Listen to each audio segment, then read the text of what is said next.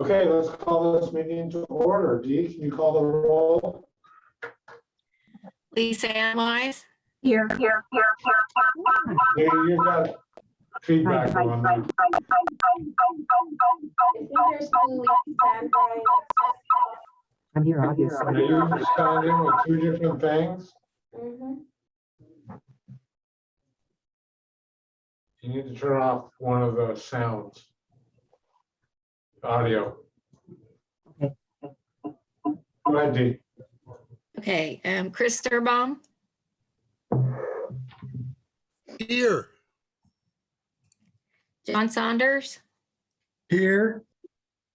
Doug Bruce, Pam DeSaller, Here. Elizabeth Mitchell, Matt Seddon, Here. Bernard Cross, Here. Jeff Golden, Here. Duncan Campbell, Derek Ritchie, Jenny Southern. Great. Thank you. So you should have a copy of the minutes in your, when you received your packet. Any additions or changes to those minutes? Yes, there is. Okay. On page 9 of our packet, at the end of that page there, it says Jeff Saunders. Might want to change that to read John.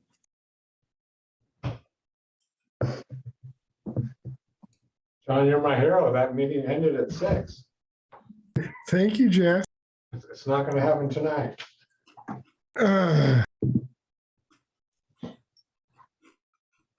Any other changes? Okay, I need a motion. Move to approve. Second. Go ahead, Dee. Lisa Ann Wise, Yes. I don't know. What?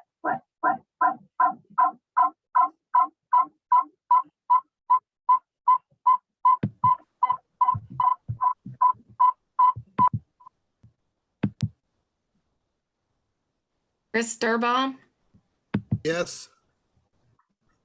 John Saunders, Yes. Sam DeSaller, Yes. Matt Seddon, Yes. Bernard Cross, Yes. Jeff Golden. Abstain. Motion carries. Okay, so let's move on to COAs. We have a staff approval. Go ahead, Yes, give Gloria. me half a second and let's get there. Give me 1 second. People are still coming in the room. Oh. Okay, so staff approvals. We have one staff approval for this week. It is for the re-roofing of 104th East Kirkwood Avenue in the Courthouse Square Historic District. The petitioner was Norma Sesaman from Bone Dry Roofing, and the work is not going to be viewed from the street, and it's actually part of the building's maintenance. Basically, this was given as a staff approval rather than allowing them to just do it without any sort of approval, I guess more for their peace of mind than anything, but they're basically changing like with like. So yeah, that's the one staff approval we have this week. Okay, so let's go on to commission review. COA 21-80, that's 1005 East Wiley Street, Elm That is Heights. correct. So this is a non-contributing structure in the Elm Heights Historic District. The owner already replaced the damaged carport and was applying for changing the concrete steps in front. And however, they told me they were not going to be doing that. They did remove a 10 by 10 deck in the backyard and will be replacing that. So the image that you see right here has the original carport, which is had a metal roof with metal columns. And this is the location of the property and the location of the two places that are being intervened. And this is the roof, the picture, original picture from 2019, how it looked like before and how it looks like now. This was reported to us by residents of Elm Heights. We sent someone the very day that happened to document it, and they sent in their application. Right now, the staff is mainly considered supporting this, not because they did it without permission, but more because the level of intervention is minimal. And although there is a change in material, and because this building is non-contributing, however, it is going to be for the commissioners to decide in the end. So that's what we have for here. This is the backyard where we weren't able to get pictures of how it looked like originally. So I leave it to you. Okay, is the petitioner here? Heidi Smith, are you here?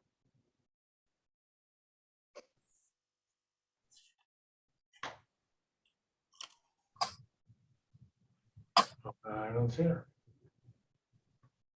Okay, let's move on.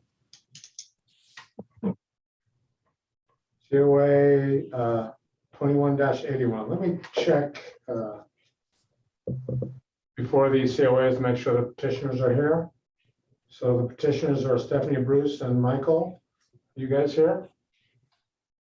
Yes, Stephanie is Okay, here. great. Go ahead. Yes, this is John Sodi. Yes. Looks like Lee is having technical, excuse me, audio problems. I wonder if we might, excuse me, I can help monitor the chat if it's acceptable to the commission. If she needs to sort of chime in via chat, that she has a question or votes yay or nay or something, if that's acceptable. I just want to make sure she can participate if she's having problems. And that echo is not resolved. I'm just trying to figure out how to do that. So is that okay? Yeah, that sounds good to me. Lee, can you hear me? Is that okay? If you can't get rid of your echo and you need to vote, can you or say something? You want to put it in the chat?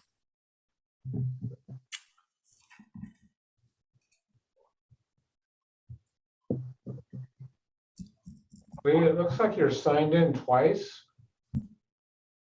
Maybe different devices.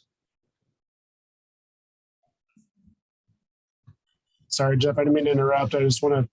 Yeah, no, that's great. On unmute, so can you hear me? Oh, Yeah, no, yeah, that's great.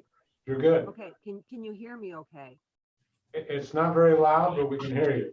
Okay, well, I could crank it up, but I don't want that thing to happen that happened before. Okay, we'll just listen carefully. Hey everybody, this is John Vitello. Hey, John. I'm logged in as my niece Julia, apparently. I think she must have used my computer recently. So sorry about that. And I'm in for the thing with Stephanie at 816 West Kirkwood. Okay, great. Thanks, John. Okay. Okay, so for a little bit of context, I believe that most commissioners have seen this case in a not formally submitted yet previously during the last few months. But in the end, after back and forth, the neighborhood association visited the site with the owner and with the prospective buyer and didn't find that, and they actually support the approval of the certificate of appropriateness. The tiny house is not historic. Shard has it as historic, but it really isn't. It's not early 19th century building as Shard has it. So taking all of this into consideration, that these are supporting structures, they are not the original main house in the yard.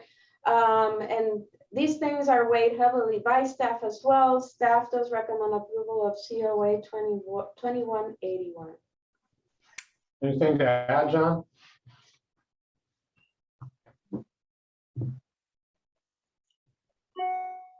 John, are you there? Yeah, Anything to add to that?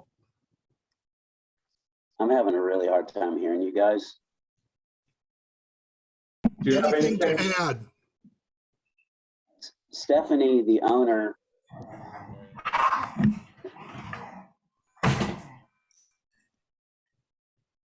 Stephanie, do you have anything to add?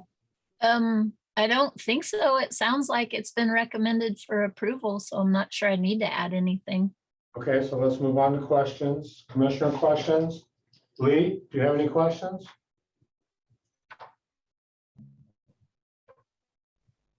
She sent no in. Okay. Chris, No, Sam, no, Matt, no, John? No, I have no questions. Renard no. and Duncan, you're here, right? Lee doesn't have questions. Duncan, did I see you sign in? I'm here. I don't have any questions. Great, thank you. Any questions from the public? Commissioner comments? Let us know if you have any comments, Lee. Chris, I agree with staff. Sam, I have no issues with the demolition, but if the petitioner wants to put something back up in the same footprint, it'll be more difficult if they remove the building. thank you. Matt, No comment. John? no comments. I have no comments on this. Bernard, No comments. Duncan, No, okay? We need a motion. I move to approve COA 21-81. Second, Dee, Lee Sandwise,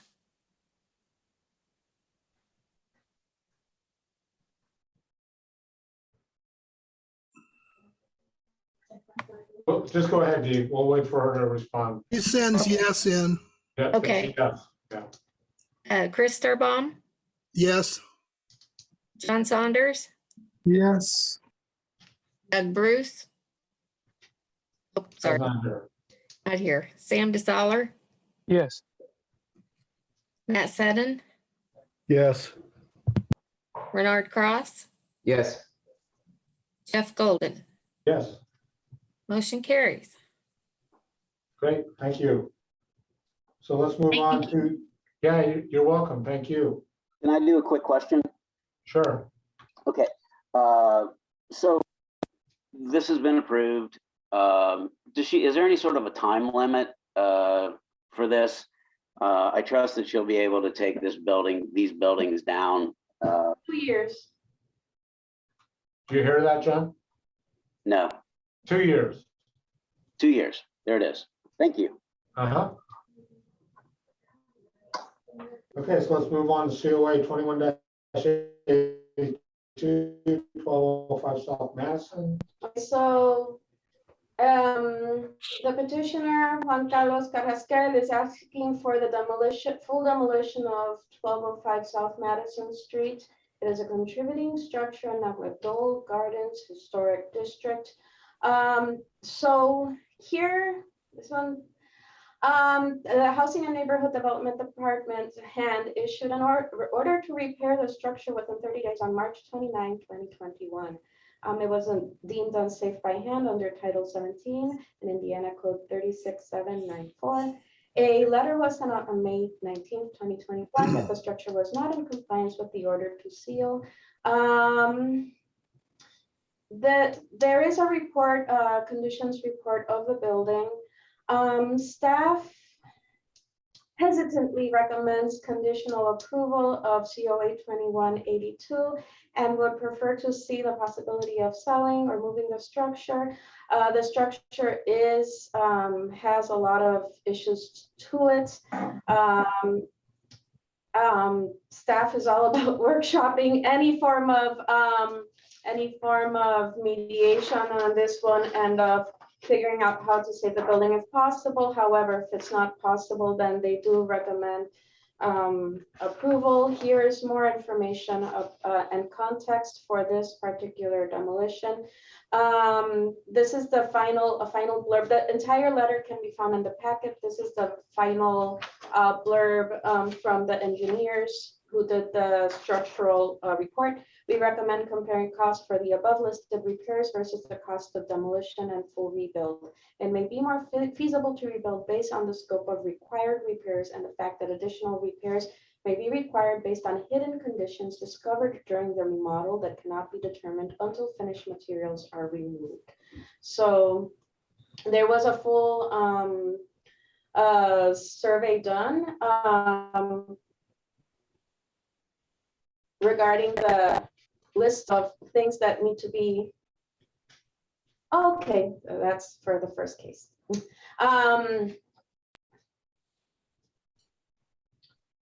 So including concrete block wall for entry stoop, repair, rear addition removal, all the wood framing. There's different forms of damages in the foundations, in the walls, and the ceilings. The chimney is falling apart, literally half of it is missing already. The soffits are falling apart. The interior is highly damaged.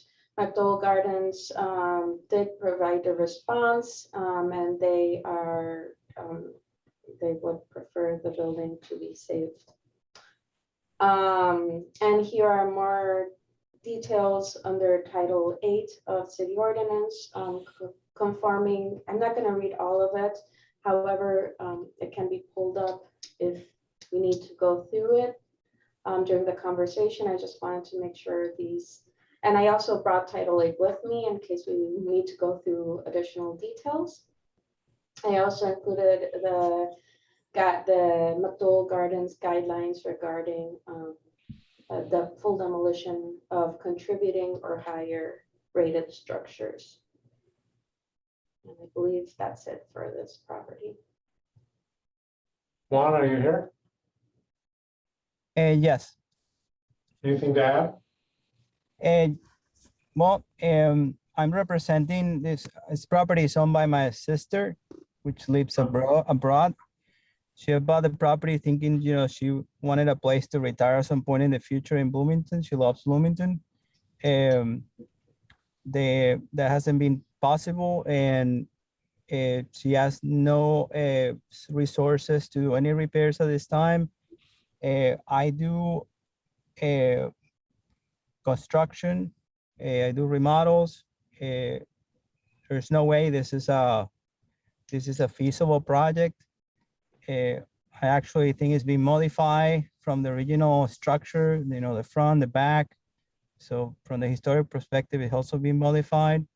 I think it's the best course of action is to demolish it. I have invited the neighborhood associate or the neighborhood to come and look at the property. They have refused to do so.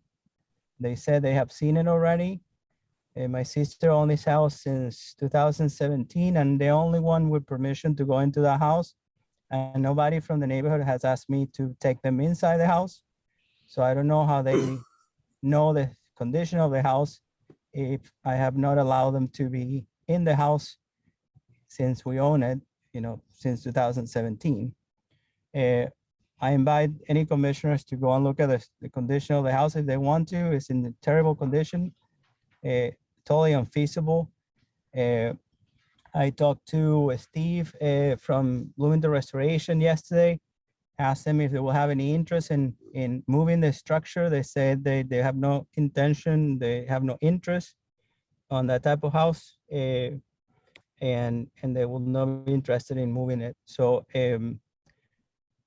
we're not going to do any repairs. If it needs to be boarded for safety, we're happy to do that if this doesn't go through. But you know, I am supportive of historic preservation. I myself bought a corner on the square because I believe in historic value. I put, my largest investment to date has been in downtown Square Bloomington with the intention of preserving one of those corners and make it, the best possible way. So I put my money where my mouth is, but this project is not feasible, not at all. It will be a waste of money. So if you have any questions, I'm happy to answer any questions you might have. Okay, so let's go to commissioner questions. Lee, if you have a question, put it on the chat. Chris, do you have any questions? I saw the neighborhood's response, and I know what a contributing structure is. It's one of those, this is the form of many of the houses in the neighborhood. You have a question? I've seen, I guess I don't have a question. Okay. Sam, do you have a question? Have a couple.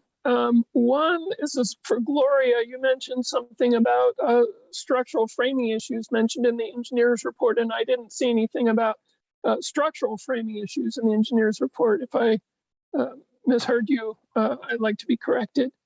And I've got a question for the petitioner, and that is, since you were notified by hand with the repair issue early this year, what has been done to the structure since that time? And nothing has been done. When we got that, I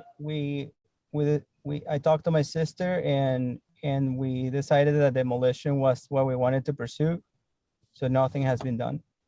And the city of Bloomington is waiting for this. They're aware of our petition for demolition, and we're waiting to hear this from this commission and see what else we need to do. We're not, again, it will be a waste of money to put any money into this house. I guess what I'm asking is that notification was given at the end of March, and why are we just hearing about this now? Just we're busy, so does some influence what we're talking about? The fact that was not done in March. I mean, I was busy. My sister is not in the country. Thank you. Welcome. And Sam, for your question for me, I may have, just to be more accurate, let me just read off, so just to clarify that, and say what was actually on the report rather than get anything out of interpretation. But the foundation settlement has occurred in the northeast corner, and hold up. Let me see where I start. There's substantial number 3 on page 40 of the packet. Substantial foundation settlement has occurred along the south wall as measured with a laser level. The south wall of the kitchen was found to be 2.5 inches lower than the north wall. This has resulted in sloped floors and large separations in the foundation. The settlement also resulted in some of the interior walls being out of plumb. And so I find those are structural issues, but perhaps they're not the exterior walls or anything like that. So okay, okay. I think that covers me. Thank you. Matt, questions? Yeah, I have a question for the petitioner. Mr. Carrasquel, do you know what demolition by neglect means? No, but I think it's self-explanatory. I guess I could infer what that is. Right. It means that because you haven't taken care of your property, you're coming to us asking us for us to say, yeah, it's not historically significant because it's falling apart because I let it fall apart. So do you understand? That's an accusation that is not accurate in the sense of were you there in 2017 when we bought the property? Well, why is it falling apart? I can tell you the condition was pretty much the way it is now, maybe now a little worse. Well, then you took that on, Mr. Carrasquel. So I'm saying on behalf of the neighborhood that I can understand what they're saying. And I'm perturbed that you do not understand why they're perturbed. But that's the end of my questions. Yeah, and if I can say something else to the commission, I mean, the intent is, I mean, I would like to have something there in the future that is built, that is of character of the neighborhood, that is going to be brought back to you guys for feedback and the neighborhood as well. I want full participation in what we'll build that in the future. That's no doubt about that. But this is not feasible. John? I have no questions for Juan. I was in that property before you bought it, Juan, and looked at it and seriously considered it as a rehab. It's a little concerning that you bought it in 2017, your sister did, and then you have let it sit during this period of time. So that's my comment and my question to this. Bernard, any questions? Yes. Gloria, when you were going through the slides, I remember seeing one of the regs which made mention of if the repair costs exceeded the I think it's the McDowell Garden. yeah, restoration costs and certificate of appropriation of demolition of the structure will not generally be given. Not significant. It's in good repairable condition. So I just want to get some facts straight. Based on the engineer's report, it would seem to suggest that it's not in a particularly good repairable condition, and the repair cost would exceed the actual value of the property. Would that be a fair conclusion to draw from the engineer's report? I don't think we have the evidence to answer that question at this time. Right.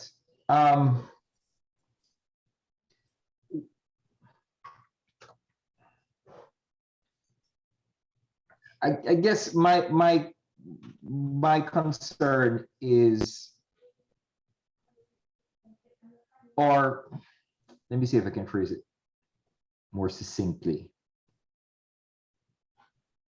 It would seem that the only thing precluding a recommendation or support for demolishing this structure would be an estimate on the repair value and an assessment of the repair costs compared to the post-repair value of the house.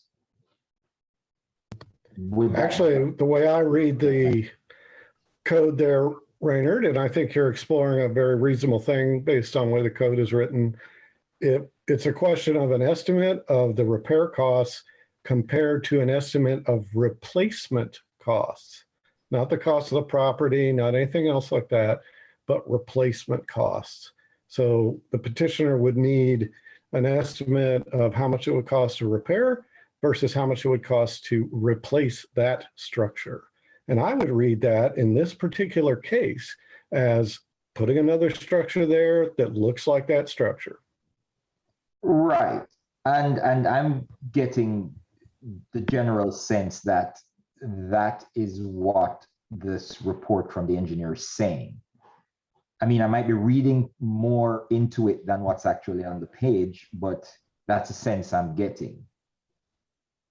Well, So, I don't see any cost estimates on that, Raynard. I mean, I think. Could you go back to the engineer's report, please? Again, let me just change the sharing screen for a moment. Right. Good to have these documents all open. See, I see the end of the report says we recommend comparing costs. It does not give a cost. It just says these things need to be fixed, does not add a cost estimate, and then recommends that costs be compared. So I think the only way that we could even consider approving this is if we get those cost estimates from third parties. Are you done, Renard? Give me a sec, Sure. please. There was a slide that you put up, Gloria, which just had a few sentences on it. Yes. give And me I one don't see it second. I don't see it in the packet. So I'm wondering if that was a separate document that wasn't included.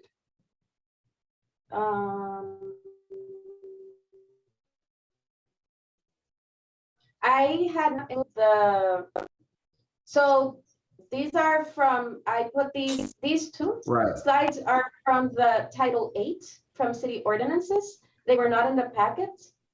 This is just to refer to if we needed to. The McDowell Gardens response was in the packet. Right. Could you go, keep going back? Up. Yeah, stop. Go forward. No. Could you go backward? That's just what the engineer had at the end of his statement. It's just reiterating. Okay, it's the same thing. Yes. Yeah. Sorry, Okay. this is sorry, this is Right, actually right there. from this was in the packet. I just cut that from the packet. Okay, all right, fine. I have no more questions. Thank you. Duncan, do you have any questions? No, Renard asked my questions. Great, thanks. Any questions from the public? Questions right now? I live next door to that house. Yeah. I'm a renter. I owned a historic contributing house in Prospect Hill and seriously support preservation. My concern about this house is I leave the decision about what you think should happen with it to you. You have more expertise than I do. However, my concern is that it's dangerous. My dog got out and got stuck in the basement. It took two of us to get her out. The basement is a mess, and I worry. We have children in the neighborhood.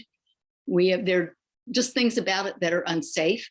I think recently it's been cleaned up a little bit in the backyard, but I think people were living back there. There was all kinds of trash back there. So I wonder, as you make your decision, what do we do in the neighborhood? For example, what do I do living next door to an unsafe house? Is there something that will be done to make sure that it is safe and that no child can fall in the basement and get hurt? Originally I understand about contributing houses.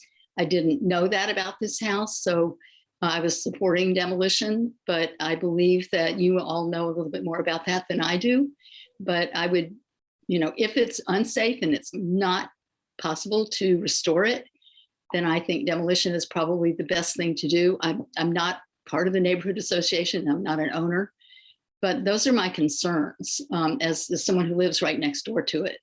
So I don't know whether you can address those concerns or what you. The safety issue is not up to us. That's if this gets denied, that's hand enforcing that safety issue, and they did already place an order on this property to at least secure it. Okay, thank you very much. Yeah. Any other questions from the public? Yes. This is Elizabeth. Question? Hello?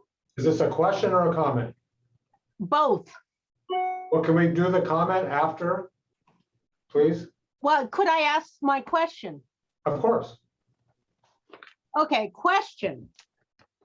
Juan Carlos started this in March of last year, and it was deemed according to hand in May. The neighborhood has had monthly meetings the first Thursday of every month ever since then. And why has Juan Carlos never contacted us about coming to a meeting? The only contact we got was November 8th, 6 months after the May 18th or May meeting, and 2 months before. I mean, this is way late. And then he offered at that time for us to go through the house. I myself have seen the house prior to 2017, and it didn't look anything like the pictures of Kevin Potter. It was, you know, paneled and everything else, but it was livable. I love the definition of demolition by neglect. This is why we decided, and we do have a way of deciding things, and that's our executive committee. And our executive committee unanimously decided against denial simply because we didn't hear about this prior to November 8th. I mean, this is entirely demolition by neglect and not seeking any input from the neighbors. So why did it take him so long to contact us? That's my big question. I think he answered that already. He said he was busy. Yeah, I think that was the answer. He was busy. Anything else, Elizabeth? Well, I'd like to save the rest of mine for the neighborhood comments. Yeah, of course. Okay, commissioner comments. Lee, do you have any comments? I didn't see any questions. No, I don't have any. Right Okay, okay. Chris, comment? Yes, no response to the order to close up the house, and damage happens when people who aren't supposed to be in the house get in the house. And that hasn't been a responsible way of owning this property, and I'm not going to support demolition of this property. Sam? I think this is sort of a classic case of demolition by neglect. They bought it in 2017. It was livable a bit before that time. And it's, you know, if you don't take care of a house, it can fall downhill pretty quickly. Looking through the structural engineer report, it's a gut rehab. You know, there's a lot of work that needs to get done to this house, but nowhere in that report does it say it's not salvageable, and nowhere is there any financial information. We're supposed to go, you know, by the word of the petitioner, and given their behavior and their response to an order by hand to close it up because it's unsafe, I don't have a lot of faith in that. But reading through the structural report, I don't, you know, this house has good bones. The foundation needs shoring up. It's got drainage issues. You're going to have to pull out all the finishes, and you know. But it's a good little house, and I am not going to support demolition on this one. I am also going to recommend to hand that they strongly enforce their fines and get this thing safe so the neighbors don't have to worry. So I think that should be a part of our motion as well. Matt? Yeah, I respect that the petitioner feels that he is a supporter of historic preservation. But what I actually witness here is somebody who purchases a house, doesn't do anything to it. It is a historic property. It's contributing, who then receives an order from the city to make it safe and is too busy to respond to that order. I mean, I guess maybe busier than me. I guess maybe I'm not busy, but you know, I'm here. So too busy to respond to that order, and is now attempting to say, you know, it should be allowed to be demolished because it's basically falling apart on my watch. I don't think we want to get in the business of doing that kind of approval. I think that it can be made safe by hand enforcing the existing regulations. But finally, I think the most convincing thing is that in order for us to determine that replacement would be less expensive than repair, we'd need to see cost estimates. I do not see a cost estimate here. And I would finally say that I don't have any trust with this petitioner. So if this petitioner comes back with a new house somehow, it's going to be a very exacting process, shall we say. Bernard? So I agree with Matt in that I need to see very detailed cost estimates for repair versus replacement. I am very reluctant to make assumptions as to the motivations of the owner. I don't see necessarily where that, where that should be a factor in the decision. The fact is, he purchased a house in 2017, and as far as I know, up until that requirement was imposed on him by hand, he wasn't really of any obligation to do anything legally. I mean, those who know more about historic preservation and the regulations than me, please feel free to correct me.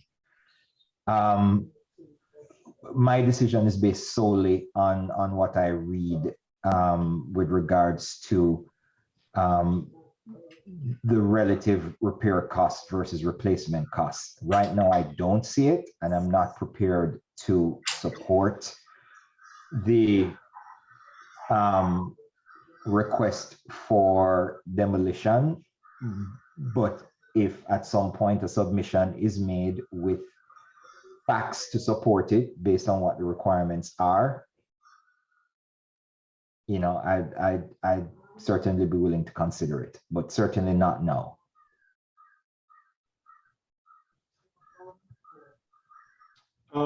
Duncan? Yeah, I pretty much agree with what everyone has said. I should add that not only is the owner responsible for responding to the hand requirement for public safety, but the preservation ordinance requires owners to maintain their property. I mean, that's a simple fact in the ordinance. So to the fact that he's owned this properties for, almost 5 years and not done anything toward it is a violation of the preservation ordinance itself and is a finable offense. So we're not enforcing our rules either, I guess, but I agree with everyone who says this is more an issue of neglect than anything else. I'll add that I rehabilitated houses on HUD grants for years for the city of Bloomington. I know Chris Sturbaum has worked in these houses. I've worked with BRI in houses in worse condition than this, and I would be hard pressed to say that you could replace it with a new structure for less than you could repair it. That would be a first for me to see that. So for the owner to say it's not feasible without preventing, as Renard said, any evidence, it's just not tenable. So I wouldn't support the demolition either. I would like to say something for clarification. Sure. I'm not the owner of the property, number one. and my sister is. I'm just acting as her power attorney. So I would like for the record, for all this pointing the finger at me as an owner, I'm not the owner of the property. I don't have my sister doesn't have the resources to have done what she wanted to do. Then with all this COVID situation, things go worse. Yes, I think I should have pressured her more into responding to the letter. I agree with that. That was sent by hand. We'll address that for sure. Anything that is going to be done, I have to lend her money to do because she doesn't have resources to do anything right now. So again, I'm not the owner of this property, and I reemphasize that because every member have said something, have pointed out the finger at me saying, you, I'm not the owner. I'm just a representative for the owner. Okay, any comments from the public? If I had one comment. Oh, I'm sorry. That's okay. I wanted to make it known that 1205 and 1209 are like sister houses. Their architecture appears very similar. On 1205, the porch got enclosed, but you look at 1209, and it's an open porch. So I see some value of both those houses. Thanks, John. Comments from the public? This is Elizabeth Cox. Yeah, go ahead. Go ahead. Now I would like to speak. Yeah, go for it. Okay. First of all, I understand Juan Carlos's situation. He bought it or his family member bought it, and then she didn't have the resources for it. The responsible thing should be to sell the property. I know she bought the property for $49,900, and so she might need to sell it because of the neglect for $20,000.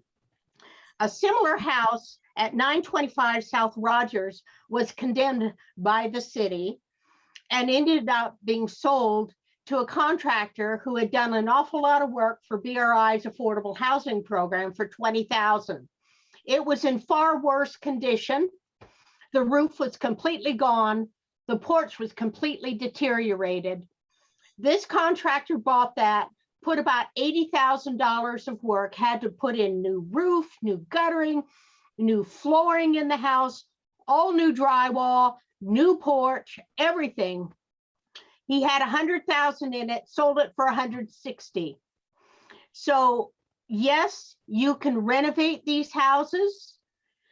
Lauren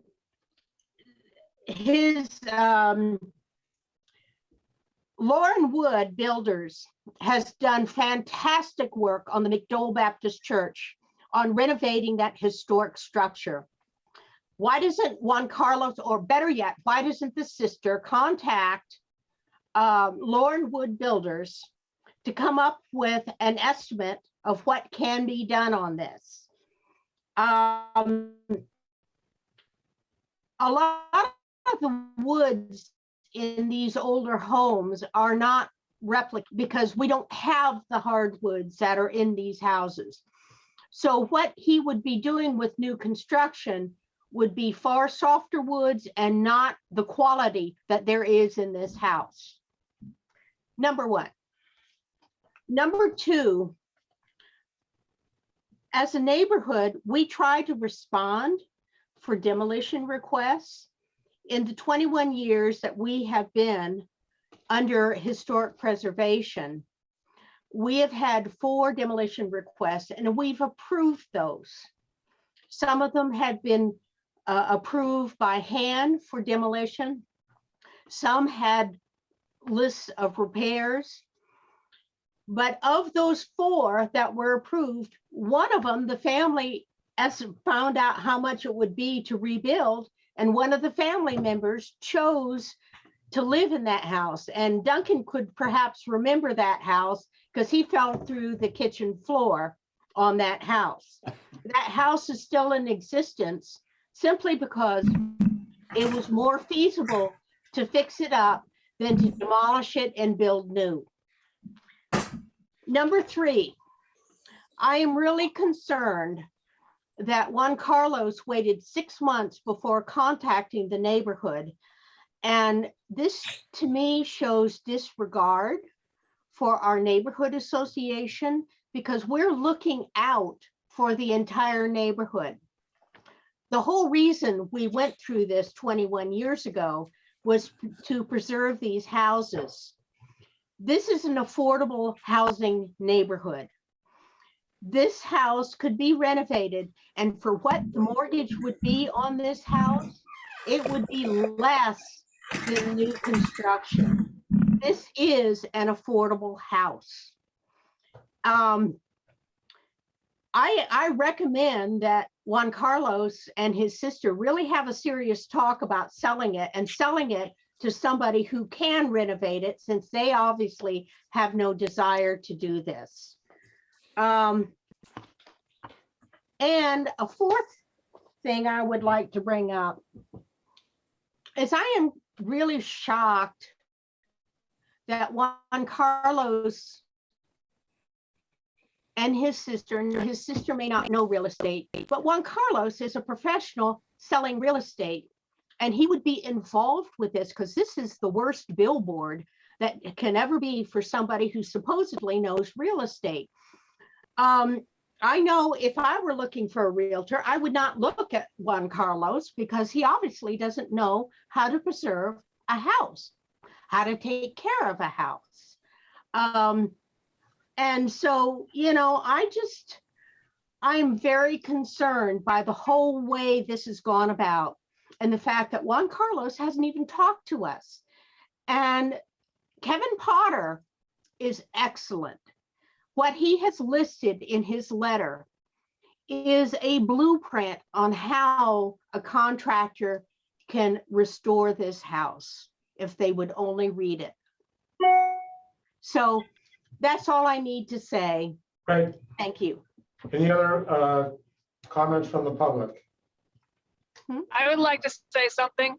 Yeah, please do.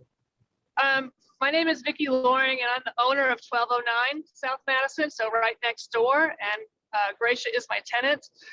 And I have to also address the safety issue, and also just the fact that I think this is an up-and-coming neighborhood, and I don't know a lot about preservation. I've not been approached by the neighborhood association at all as a new owner in there, so I really don't know much about it. But I would hate to see the house boarded up and just sitting there when we need housing so badly in Bloomington. And so I guess I'd like to see some numbers from somebody as to what it would take to bring it up to code and make it livable, and also what it would take to replace it. If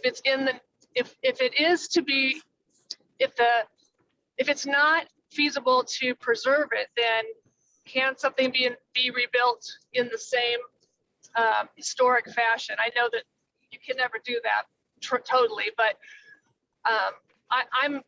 it's in a great location, and it's a wonderful neighborhood, and I would hate to see the next door house be boarded up. And on the other side of 1209 is also an empty house. So, you know, I'm just looking to see the neighborhood come alive, and I think it's a wonderful, wonderful area. That's my only comment. I am concerned about Gracia being next door to this house and her dog getting under it. We've had a couple of instances where it was dangerous. So I would rather see something happen than have it be boarded up and just sitting there for the next whoever knows how long. And that's all I need to say. Thank you. Any other comments from the public? Okay, we need a motion. I move to deny COA 2182. I'll second that. Dee? Okay, Lee Sandwise,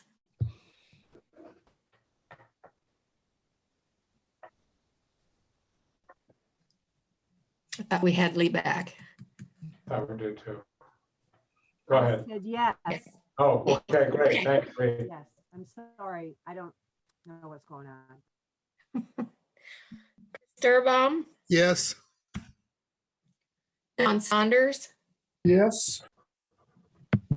Sam DeSaller, Yes. Matt Sadden, Yes. Renard Cross, Yes. Jeff Golden, Yes. motion carries. Thanks for your time, Juan. Let's go back to COA 21-80. We now have the petitioner here.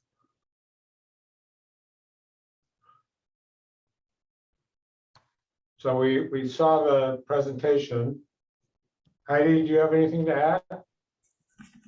No, I was just going to answer questions if needed. Okay, so that's what we're going to do right now. So questions, Lee, do you have any questions? No. Chris? No. Sam? This my only question, is the patio even visible from the public right of way? No. Matt? No questions. John? No question. I have no questions. Renard? None. Duncan? No. Any questions from the public?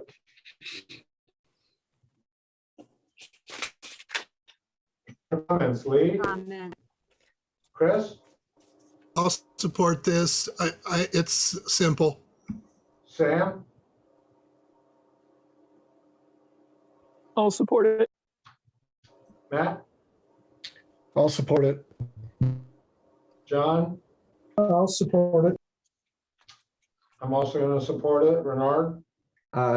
Sure. Looks good to me. Duncan, any comments? No. Okay, need a motion.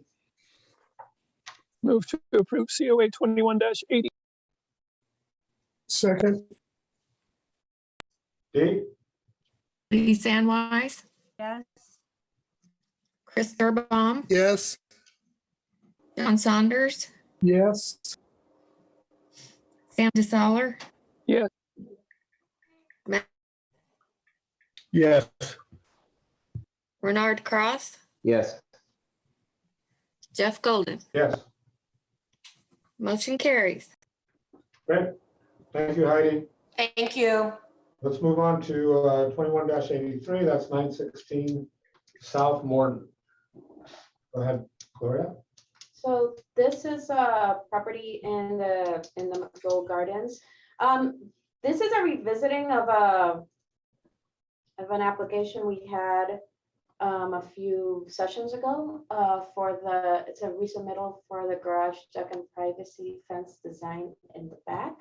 But the petitioner, Barry Clapper from Spring Point Architects, is proposing is to, instead of having it attached to the mudroom, which was the original COA that was approved, and it would have changed the mudroom, the roof's geometry, instead to have it completely separate from the house and only connected with the deck. This came about after more research regarding the zoning that actually allowed for this plan that they are presenting now is really what the clients wanted originally, but they originally connected it to the house because they believed that was what planning would allow. Turns out that having it disconnected from the house is also okay. The design doesn't change a lot. Mainly it's just completely separate from the house. So it's facing the alleyway. It's not seen from Morton Street at all. The alleyway is technically a right of way, but the building as it's designed right now, staff doesn't consider it obtrusive and does consider it friendly to the design of the house. This is part of various projects that the family is doing. We're going to be seeing them again soon for other things, but just to let you know. Barry, anything to add? This is Wayne and Dee Dee Poole, and Barry has another meeting, and she's unable to join us. But great. I think Gloria did a wonderful job explaining the details of that. The only addition to that, there is this petition includes a cedar privacy fence utilizing vertical boards with a 1x8 top board.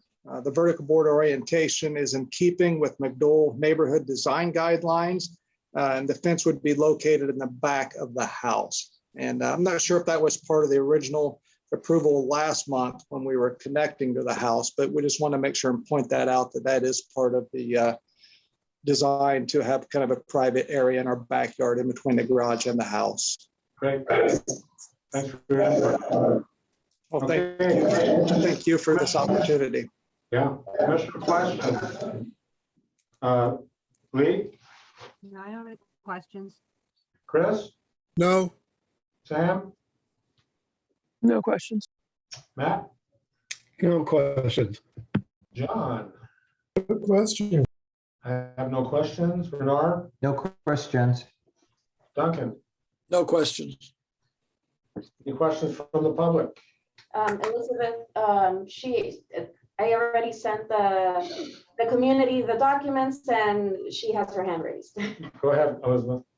Yes, the pools have come to us several times to show the new design. And yes, when our approval in front of the neighborhood association occurred, it was with the fencing.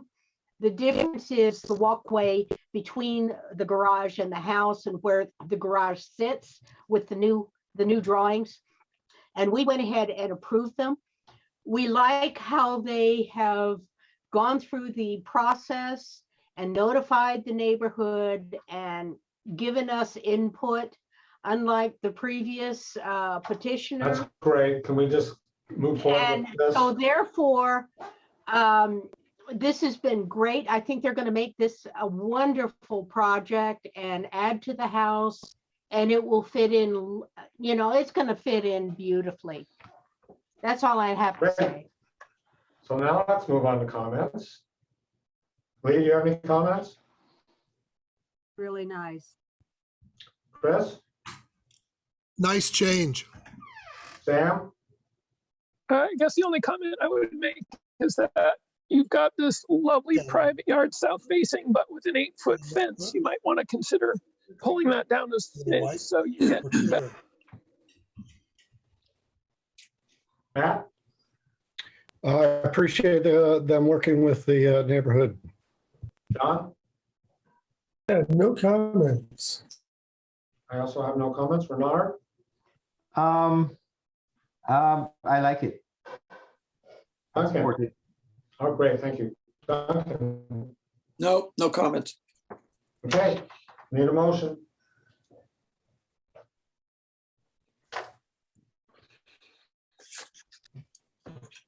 Someone want to make a motion? A motion to approve COA 21-80 with 2183. Great. I'll second. I'll get some in a minute. Steve, Lisa Sandwise, Yes. Chris Sturbaum, Yes, John Saunders, Yes, Sam DeSaller, Yes. Matt Seddon, Yes. Bernard Cross, Yes. Jeff Golden. yes, Motion carries. great, thank you. Good luck with your project. Okay, let's move on to COA 21-84. That's 914 East University Street. So this is Aviva Tavelmintz applied for the petitioner requested, various changes to the front and the backyard. The proposal the staff finds that the proposal creates minimum impact on the neighborhood landscape. The proposed fence would be up for the backyard and the materials are compatible with those specified in the historic district guidelines. And for more context, Elm Heights Design Subcommittee, I talked to Jenny and she told me there's no problem with the pavers or the fencing as long as the pavers aren't poured concrete. So it seems that pavers are blocks, which are specified a little later on. And here in this plan, the main concern that the petitioner had was to be able to move the trash bins from the front to the back of the house due to space issues and comfort issues, and to create a nice scenery in the front with the shorter yard edging and a steel fence in the back. And Let me see, and a wood fence more to the at the rear of the property. So here are some images for context. These are two of the main areas that would be the front facing or street facing areas. You can see where the garbage and recycling bins are located right now, and where the pavers would be. So here is a sampling of the materials. So the wood landscape edging, the blocks, the fence, and the gate. Let me see where the gate would. So the gate would be on the northeast side of the property, right flush with the with where the house is located. Yeah, that's it for. Okay, petitioner, anything to add? I have nothing to add, but I'm here for questions. Okay, great. Let's go into questions. Lee, do you have any questions?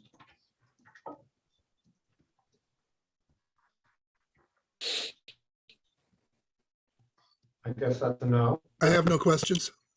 Sam? Only that so it's proposed fence and gate, is that the same material as the black decorative metal stuff?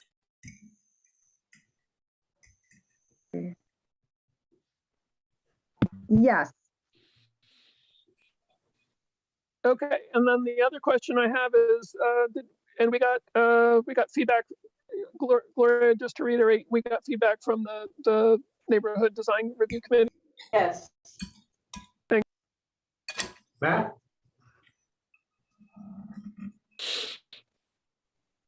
Matt, anything? Sorry, no questions, sorry. John? No questions. No questions from me. Bernard? No questions. Duncan? No. There's a question from the public in Yeah. chat. Has anyone spoken to the next door neighbors? Can't answer that.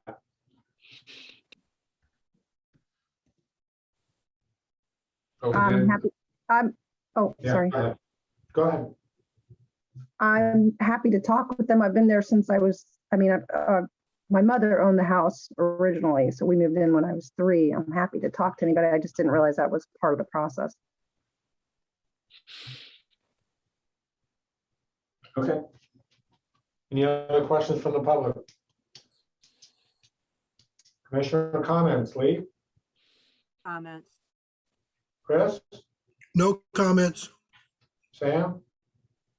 My only comment is that the proposed fence and gate location should move to the back side of the porch, because that's not in compliance with the Elm Heights Design Guidelines, which says that any backyard fence shouldn't occur anything further forward than halfway back on the house. So as long as they're willing to do that, I'll have no issues with it. I'm happy to move it back. I'm happy to move it backward. Right. Matt? No comments. John? No comment. I don't have any comments. Bernard? No comments. And Duncan? No, no comments. Okay, so Sam, can you make the motion, please? Sorry, I was looking for the number. Move to approve COA 21-84 with the caveat that the proposed fence and gate be moved to the south edge of the screened-in. Second. Dee? Lee Sandweiss, Yes. Chris Sturbaum, Yes. John Saunders, Yes. Sam DeSaller, Yes. Matt Seddon, Yes. Bernard Cross, Yes. Jeff Golden. Yes. Motion carries. Great, thank you. Good luck with your project. Thank you. May I ask a quick question? Sure. Since you approved it, and am I allowed off the Zoom now? Yes. Yes. Oh, thank Absolutely. you. Have a wonderful night. I'll email you tomorrow. Thank you so much. I'm not. Or Monday. We're not, but you can go. Take my spot. That'd be a tough rule to make them watch the whole meeting. Thank you all. Yes, you're welcome. Let's move on to COA 21-85. So this is another Elm Heights Historic District property. I did notify the Elm Heights Subcommittee, and they told me that they were notified, but they didn't give me feedback. On this one, the petitioner is someone we've never met before, an architect known as Sam DeSolar. He's requesting to alter and expand the garage, modify fence, the steps and retaining wall. The staff finds that the proposal is in keeping with the historic district guidelines. And here is some more information. So here's a garage as it stands. There's a deck in front of it, and there is some topographical changes, which is why there's a proposed retaining wall and stair, along with the addition, so that there are changes. It's just done with this type of change. Yeah, staff doesn't have any issues with this proposal. It retains the geometry of the original structure, and it retains the vocabulary of the Elm Heights detached garages. Sam, anything to add? Yeah, actually, we did meet with the Elm Heights Design Review Committee, Jenny Southern and a few other folks, and they didn't tell us exactly what they thought about it, but they did respond favorably to it at the meeting. Yeah, I didn't get any negative feedback from them. Okay, but we did contact them, and we did meet with them just a few days ago. So I guess the only other piece of this is just to clarify, the only historic structure we're talking about changing is removing that middle column from the center of the doors there to make it a bigger door, because the deck interferes with actually getting into the garage, and then doing a storage addition to the which way is that, to the east on the garage. I think the other piece that I don't remember getting covered was we're talking about putting a black iron rail at the front steps of the main house, which won't actually be screwed into the limestone. We're going to post it, so that won't muck with that. But I'm happy to answer any questions anyone has. Okay, so we'll go through those questions, and I'll ask you to step out after the question period. Okay, Lee, do you have any questions? I don't have any questions. Chris? No. Matt? No questions. John? No questions. I have no questions. Bernard? None. Duncan? No. Any questions from the public? Lee, any comment? I'm sorry, Sam, can you step out now? And just sign back in and we'll let you in. Thanks, Lee. Chris? No, this seems fine. Matt? No comments. John? Yeah, I think it's a good project, and Sam crossed all his T's and dotted his I's. Looks very good. I don't have any comments. Bernard? No comments. Duncan? No. Need a motion, please.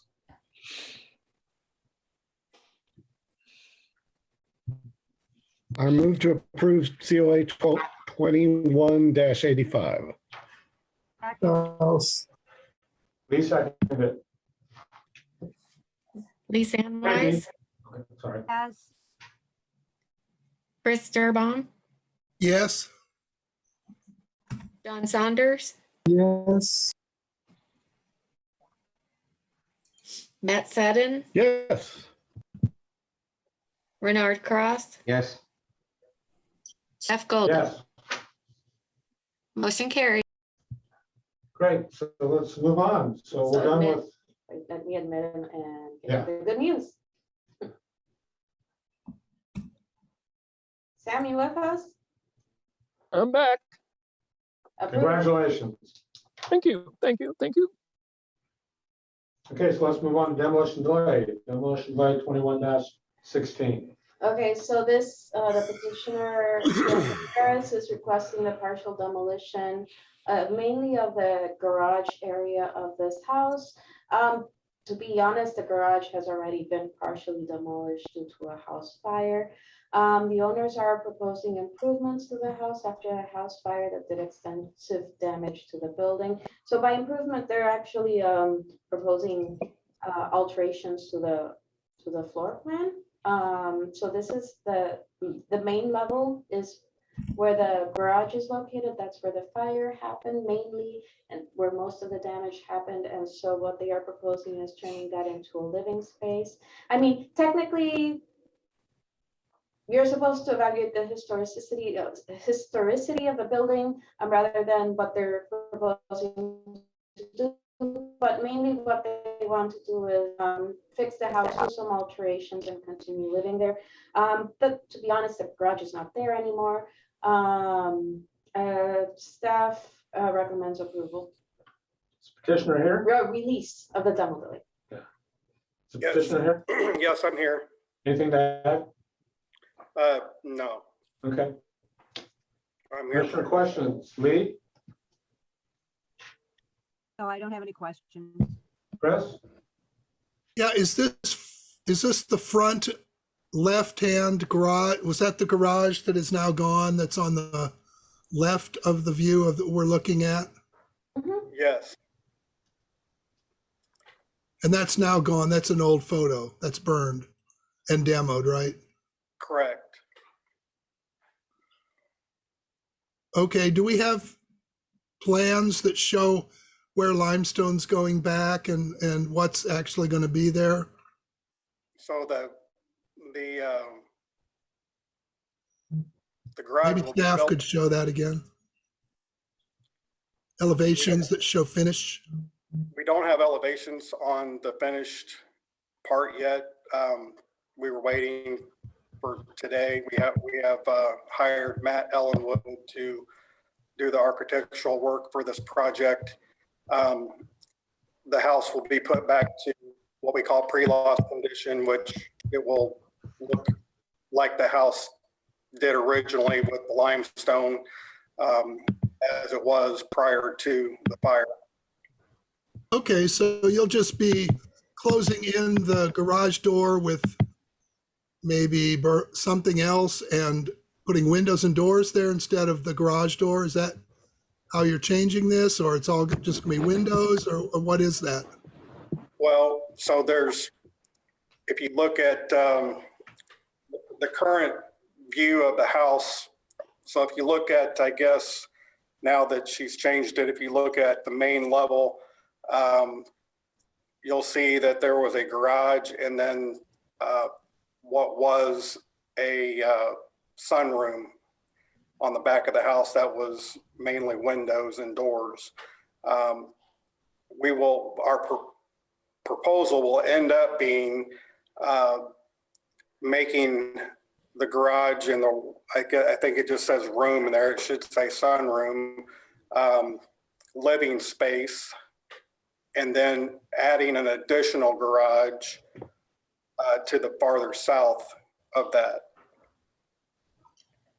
As a reminder, this is a demo delay. Oh, I see. You'll see where it says proposed new garage, and Matt Ellenwood is finished the site plan, and I think he's on this call. Matt, I don't know if you wanted to jump in on that and tell what you found with if the proposed garage will fit there or not. He was on. Yeah. Hey, this is Matt Ellenwood. I've only just done the as-built and then took a look at the site plan. Looks like it's pretty close to the 24 feet to the setback on the south side for that new garage. So again, this is demo delay. So let's move on with the demo delay questions. Sam, No question. Matt, No questions. John, No questions. I have no questions. Bernard, No questions. Duncan, No, any questions from the public? Commissioner comments, Lee, Comment. Chris, Yeah, I'm asking a question because our decision is conditioned on what's getting put back. And I wanted details, and I heard that the existing stone will be, or replicating that stone finish on the side of the garage will be put in place. And that becomes part of the record. And then we don't know what the materials on the proposed garage will be. And I would like that to be clarified before we. not really in our purview, Chris. I'm sorry, it is. If we think that there's going to be change to the property that could change its status, we need to know. So we don't want to see a purple garage with, polka dot stripes and a rubber dome on top. We want to have some reassurance what that garage is going to look like. And I think it's probably going to be fine, but it is in our purview to ask and make these commitments a matter of record. So This is, as we go, I'm sorry, can I jump in for just a minute? This is Daniel Dixon with the Yes, City Legal Daniel. Department. So at this point, what we're looking at is just a question of demolition delay, which is a threshold jurisdictional issue for HPC to make a recommendation to the Common Council to designate. We cannot make binding decisions as to what would go back in the place of any structure if ultimately it is released, if a demolition delay is released. So all we can do right now is make a recommendation to forward to council or not. Daniel, I think that the petitioner is allowed to make commitments. I'm not sure to what extent they're enforceable if we release demolition delay, because we lose jurisdiction as the HPC to enforce those if you release demo delay. I think that's a legal matter that is not clear because theoretically anything could be built back if what you say is true. And I don't believe it is true, and we've acted that way in the past. And it's important for us to know that it's getting put back as is, which relieves us of any responsibility of making sure that the property is going to maintain its status as a historic property on the survey.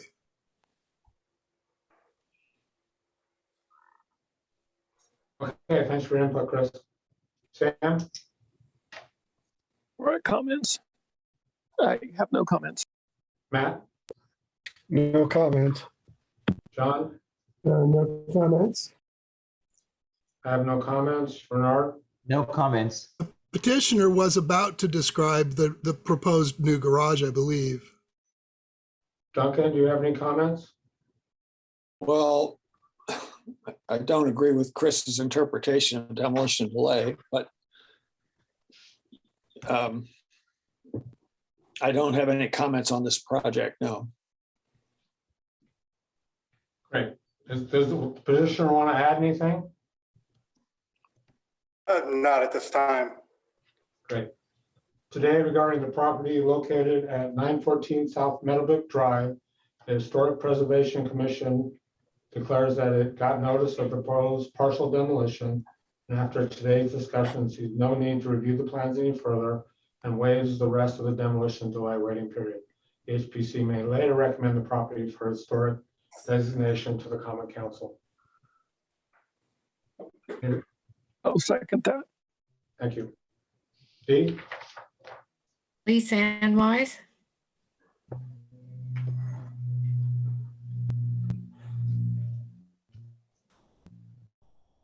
Yes, Lee? Yes. Thank you. Sturbaum, Yes. John Saunders, Yes. Sam DeSaller, Yes. Matt Seddon, Yes. Bernard Cross, Yes. Jeff Golden. Yes. Motion carries. Okay, so let's move on to demolition delay 21-17. So this structure is in relatively good condition. It is representative of the colonial revival style. I don't know why my font is so large. Staff recommends the demo delay release. However, staff also wants to comment and recommend doing more research of how many colonial revival houses and this type of land from the 1930s still exist in Bloomington. And I'm thinking of 1213 High Street that was just recently also had been released this year and was burnt down. I did talk to one of the neighborhood members, part of their neighborhood association, and the person told me that they were in support of property as and gave a bit, and the fact that it is a green space signature of the former neighborhood. Also spoke about the house having been a speakeasy at one point. So yes, staff at this point releases demo delay, but also recognizes and support whatever the commissioners determine. And what's our time frame on this particular?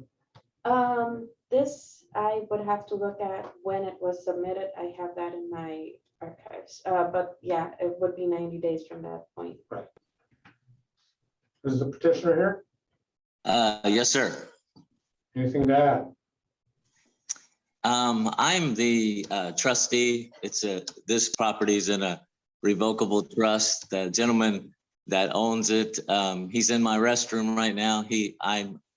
I met him through church, and I've been helping him for a number of years. He's 84 years old, and he wants to downsize, and he already has a property on Gorley Pike that he resides in.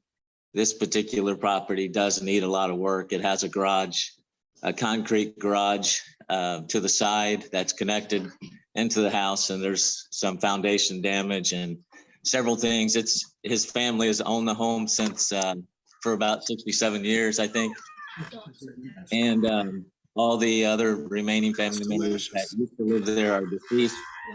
And he just joined in the group now.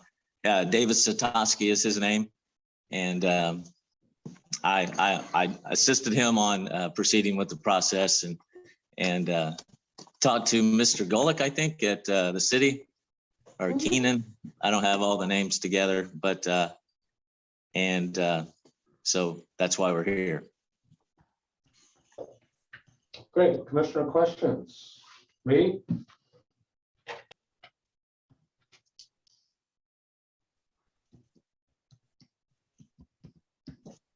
Can't hear you, Lee.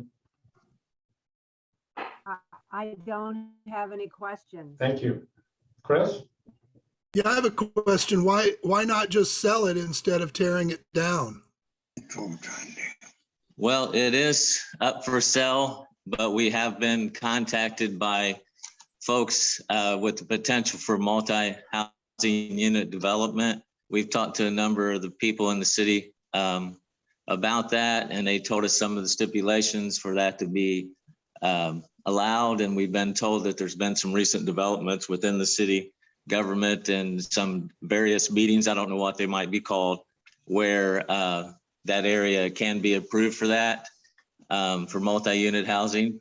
And so it is for sale. I'm glad you asked that, but if we applied for the demolition permit because some people were wanting to buy the property for other reasons, and they wanted to know, there's, a lot of things fly around between the novice people, myself included, about whether you can change the house, do different things to it.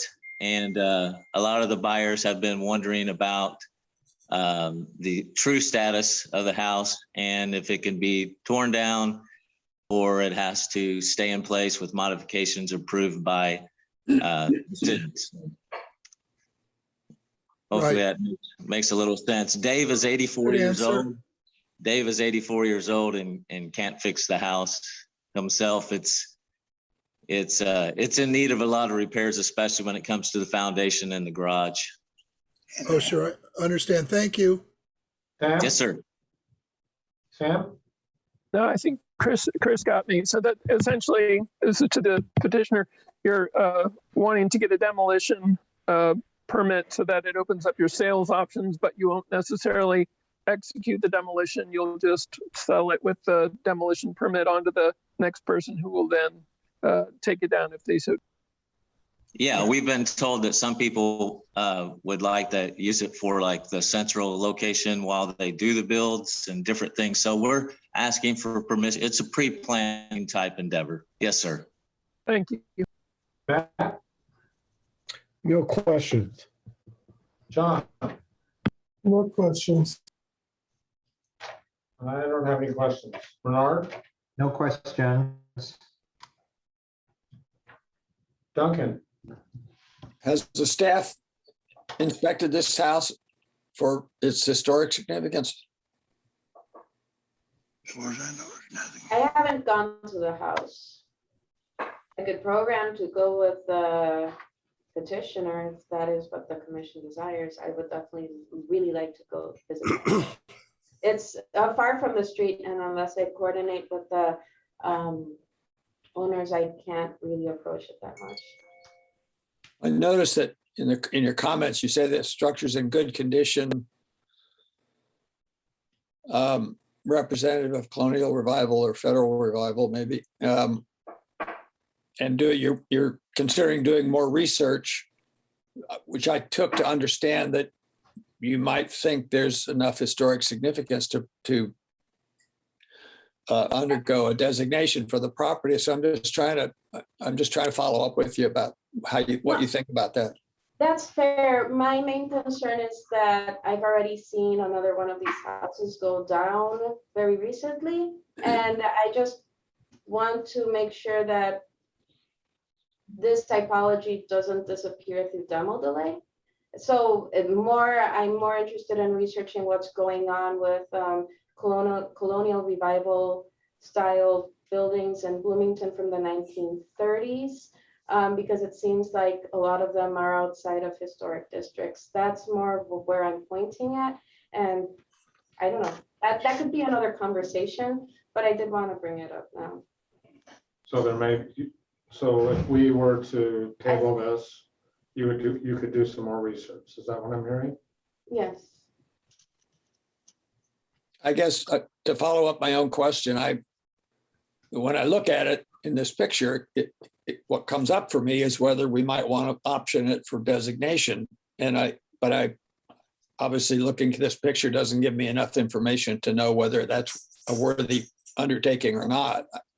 I understand the petitioner's the options they're trying to create. I just, our other than approve this, our only other option is to designate it. And I can't really tell if it's worthy of that from this information. I think it's worth following up.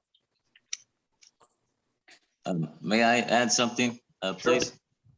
Sure. We were told it wasn't a historic property. We also have spoken to the individual, neighborhood individual that said it was a speakeasy place. That's kind of a word of mouth, wives' tale type thing. We don't know, there's been no evidence of that. It is listed with the realtor, and he checked into all the different facets that you guys have been talking about tonight. The property has had several things happen in recent times that's making it more cumbersome for Mr. Zatowski to take care of it. It's been broken into 3 times. Just one of them was as little as 3 weeks ago, and he can't run between these homes due to his age and take care of everything. There are a number of trees there that fell in a recent storm that he had to pay to have taken care of, and one of them hit the side of the house. there's been a number of things that's really been conducive of him not being able to properly care for it. And like I said, he's 84. His son is 67 and he's disabled. He can't do anything as well. And he wants to, within his trust, he wants to downsize and try to make things easier for me as the trustee and for his family as the recipients. So. Great, thank you. All right, any questions from the public? Commissioner comments, Lee? No comment. Chris? Yeah, I was just out there and it's an impressive estate, really impressive. And the house is 90 years old and it does need work. It really does. It occurs to me that it has a future one way or another. The future, I have some regrets about the house that we saw burn. I'm not sure that was the right ending for that house. And I'm not sure that demolition is the right ending for this house. That's my comment. Yeah, you can talk. You can ask to talk to them if you'd like. We know that the foundation's in poor shape on it too, and that's the only way that could be restored would be to jack it up and start all over again. The way I see it, I'm assuming that I've been in the construction business all my life, and that's what I'd want to do with it if I done it, and that it's not feasible financially. Great, thanks for your input. Sam, comment? I guess, given that the only options we have are demolition or designation, I think it'd be a pretty big stretch, given what we know that we should put this one forward to the council. Matt? Yeah, I'd just like to comment for the petitioner in order to be consistent with what we were talking about in terms of the COA that was going to demo a historic property earlier on, that while I appreciate your description of the problems and the decay and the difficulty you might have in repairing it, that has no bearing whatsoever on our decision here. This is a decision as to whether we think it's worthwhile to bring to the Common Council and nominate it as a historic structure or not. It really, the whether it's started to decay or whether you feel it's feasible financially has no bearing whatsoever. So I do appreciate that, but I just wanted you to know that. And then the second thing I would say is this one's kind of on the line in terms of whether I would bring it to the Common Council. And I think without, any direct knowledge, I don't think this one, it just falls on the side of, I don't think this one's worth nominating. What does that mean? I'm sorry. When you said about just trying to explain that you guys have given us lots of information about how there's problems and structural problems and things that need to be fixed, and it's too difficult for the current owner to fix it. I'm saying that while I appreciate you providing that information, it's not relevant to our decision. Our decision just that last few words you said about worth nominating. That's the only. Oh, yeah. Well, what we have to decide is if we want to deny your request to demo it, we have to then turn around and nominate it to be a historic property on the city's list of historic properties. And I was saying that for me, this one's a bit on the line.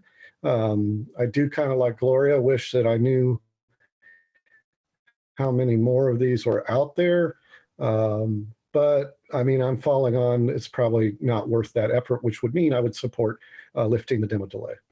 I understand, sir. Thank you. And sorry if I crossed you up there. It was just that last phrase that we didn't understand. No worries. terminology John there. Doty is sitting with us. He has something to say. Yeah, I don't want to speak in front of the commissioners, but I do think this permit, we received this on October 21st, right? So we've got 90 days that would allow us, unless Daniel Dixon disagrees with the process here, Daniel, speak up, but we could address this at the December meeting and still approve the demo delay if we need to deliberate. I share Gloria's concern. I haven't done this in 8 months of working here, but this type of architecture, we are doing we're trying very hard. Gloria's working very hard to do, not necessarily an update of the survey, but to make sure that we are well aware of, fabric of historic structures in the city. And I think, waiting another month on this would not have a lot of downside, in my opinion, as director, to make sure that Gloria has the time to make all the commissioners, quite frankly, and comfortable with releasing the demolition delay. Because I don't think it hurts anything. If there's more we can find out about this house, at least we know that we have done as much due diligence as possible on a type of architecture that, from Gloria's professional opinion, may not be that common in Bloomington, that we need to really make sure we're comfortable with. I just want to throw that out. This is a unique property.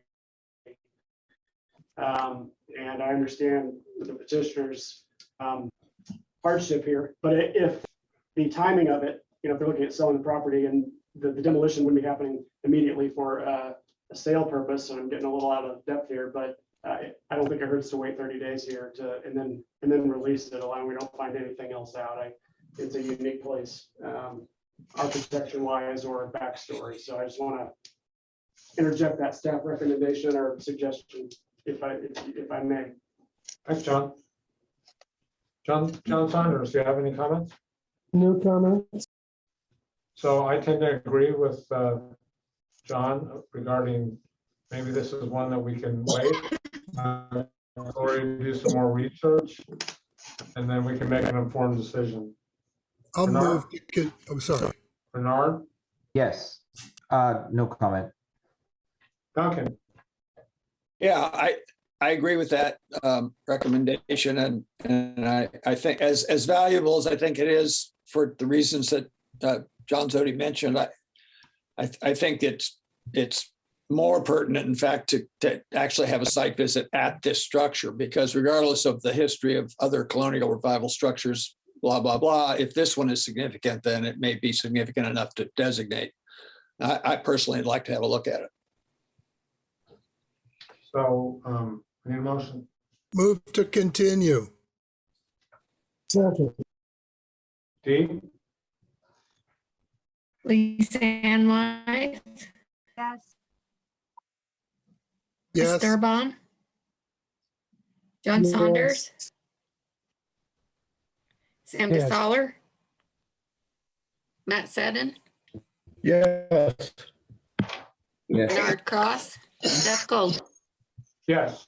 So that passed. So for the petitioner, what this means is that we're going to have Gloria do some more research, and she's going to contact you guys to arrange a site visit so the commissioners can come look at the property, and then we'll consider this and make a decision in our December meeting. Oh, okay.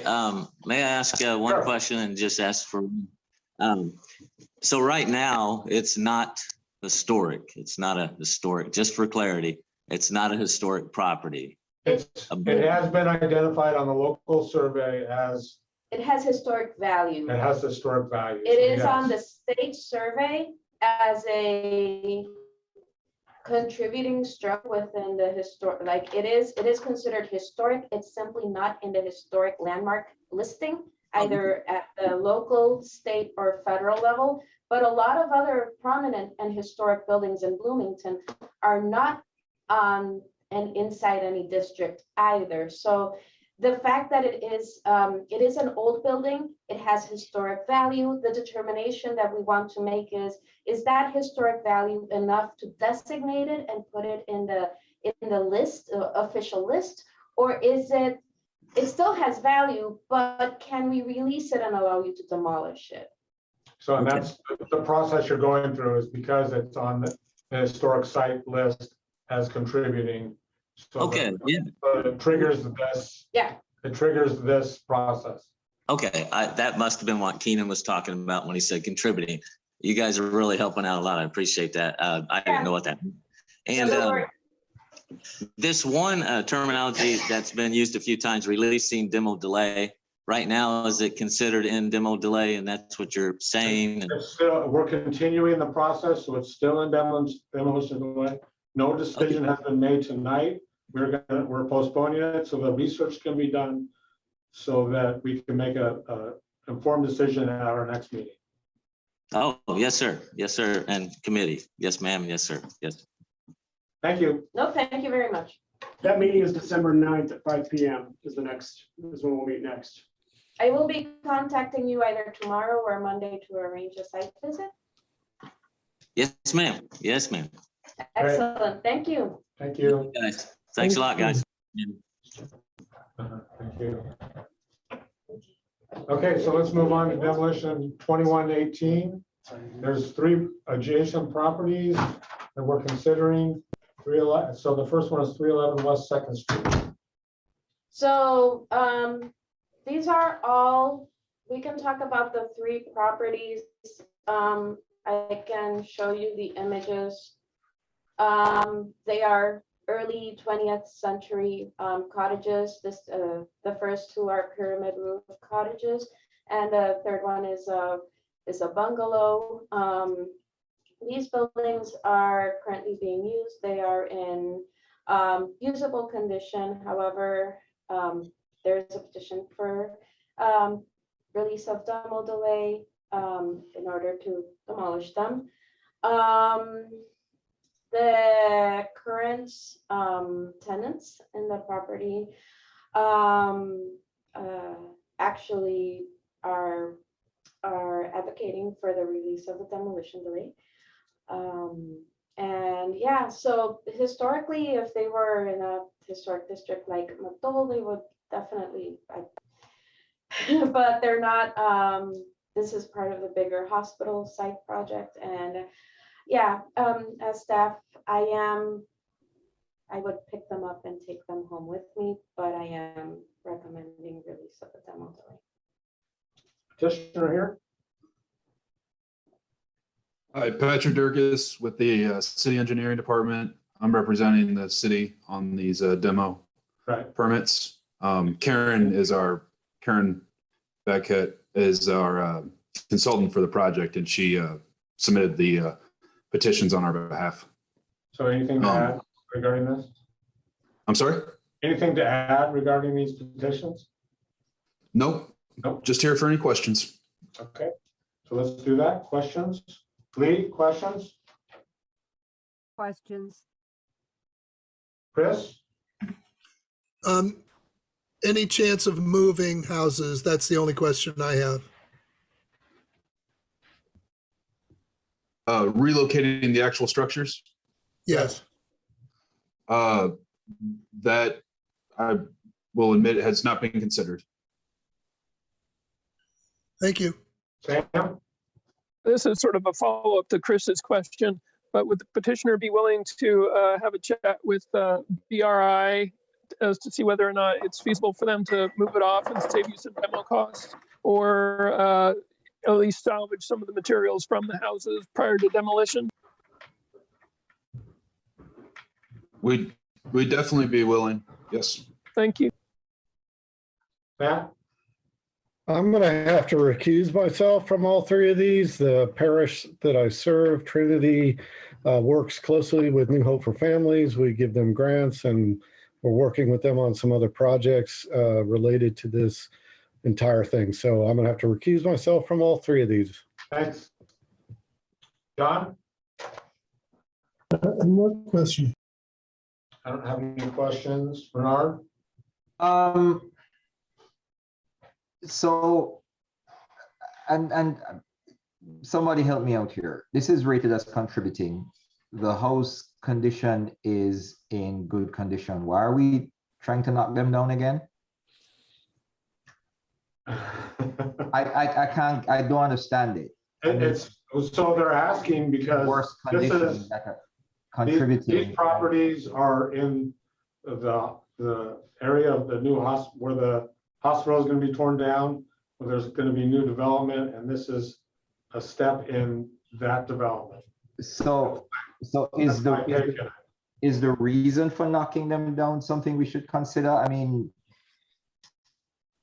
everybody comes with a good reason to want to knock their houses down, and I don't recall us giving much weight to their reasons if the house is in good nick and it's contributing. So if it was in a historic district, there would be a very different matter, but this is demo delay.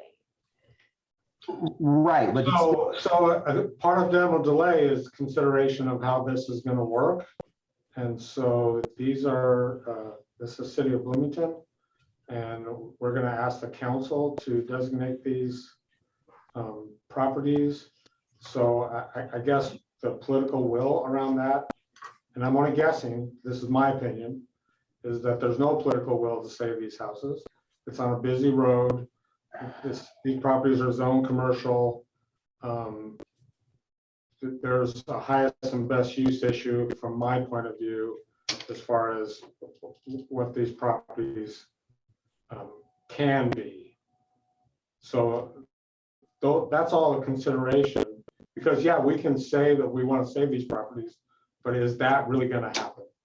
Are these properties really going to be designated? I would like to mention there was a master plan process that was done.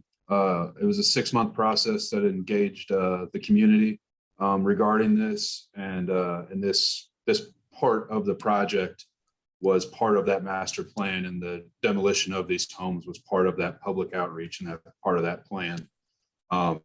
So at least the community members that were engaged during that process understood and agreed to that being part of this development.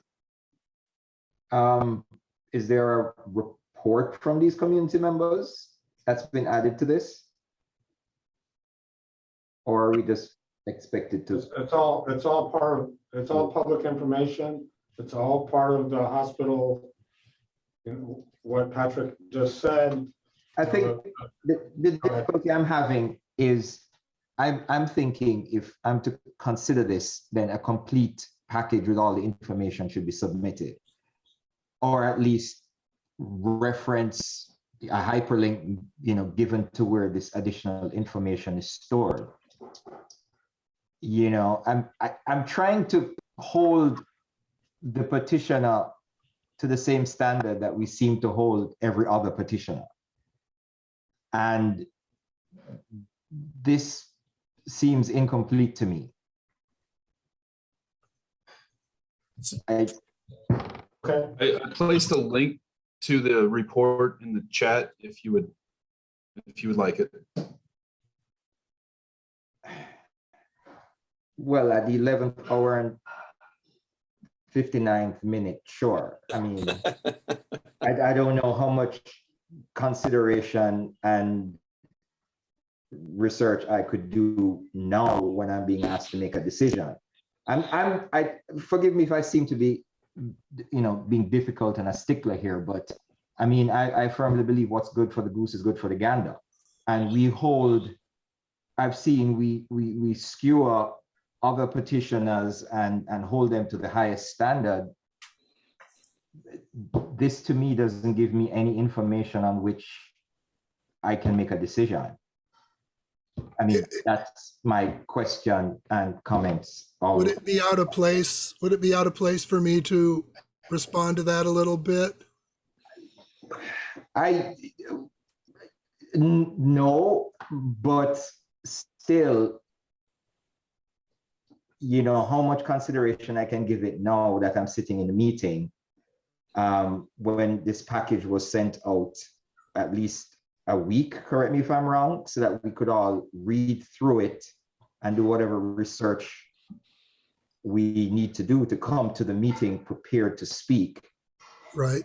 You know, I mean, throwing links at me now for me to go scramble to read through this package is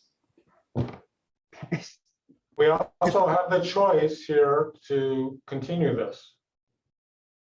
Well, that certainly would be my vote.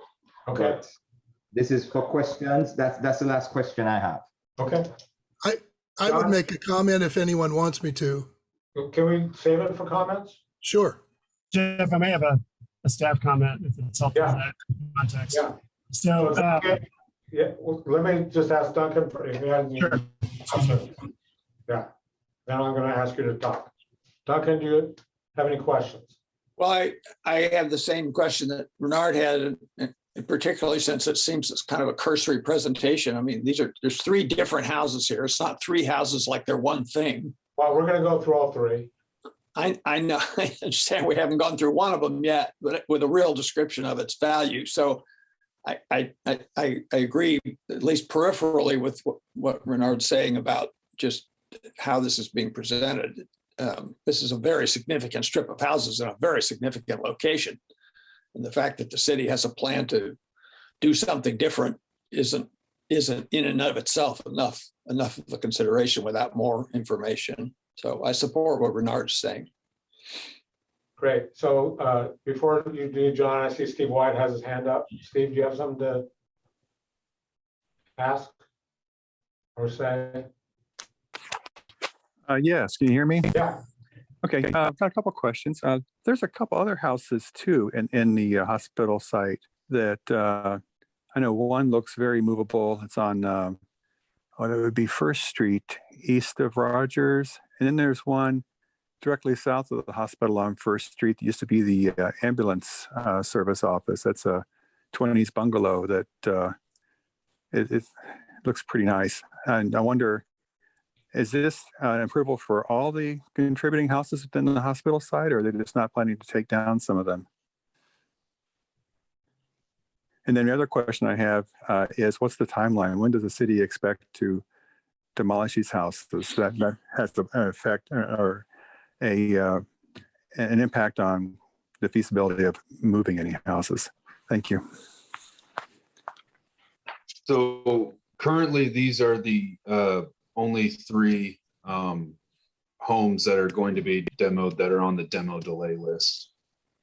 And then for timing for this, it should be, well, there's a lot of transfers and working with IU Health regarding this. So the timeline is somewhat in the air, but the earliest would be April of 2022.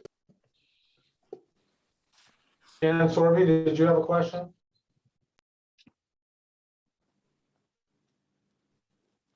Shan?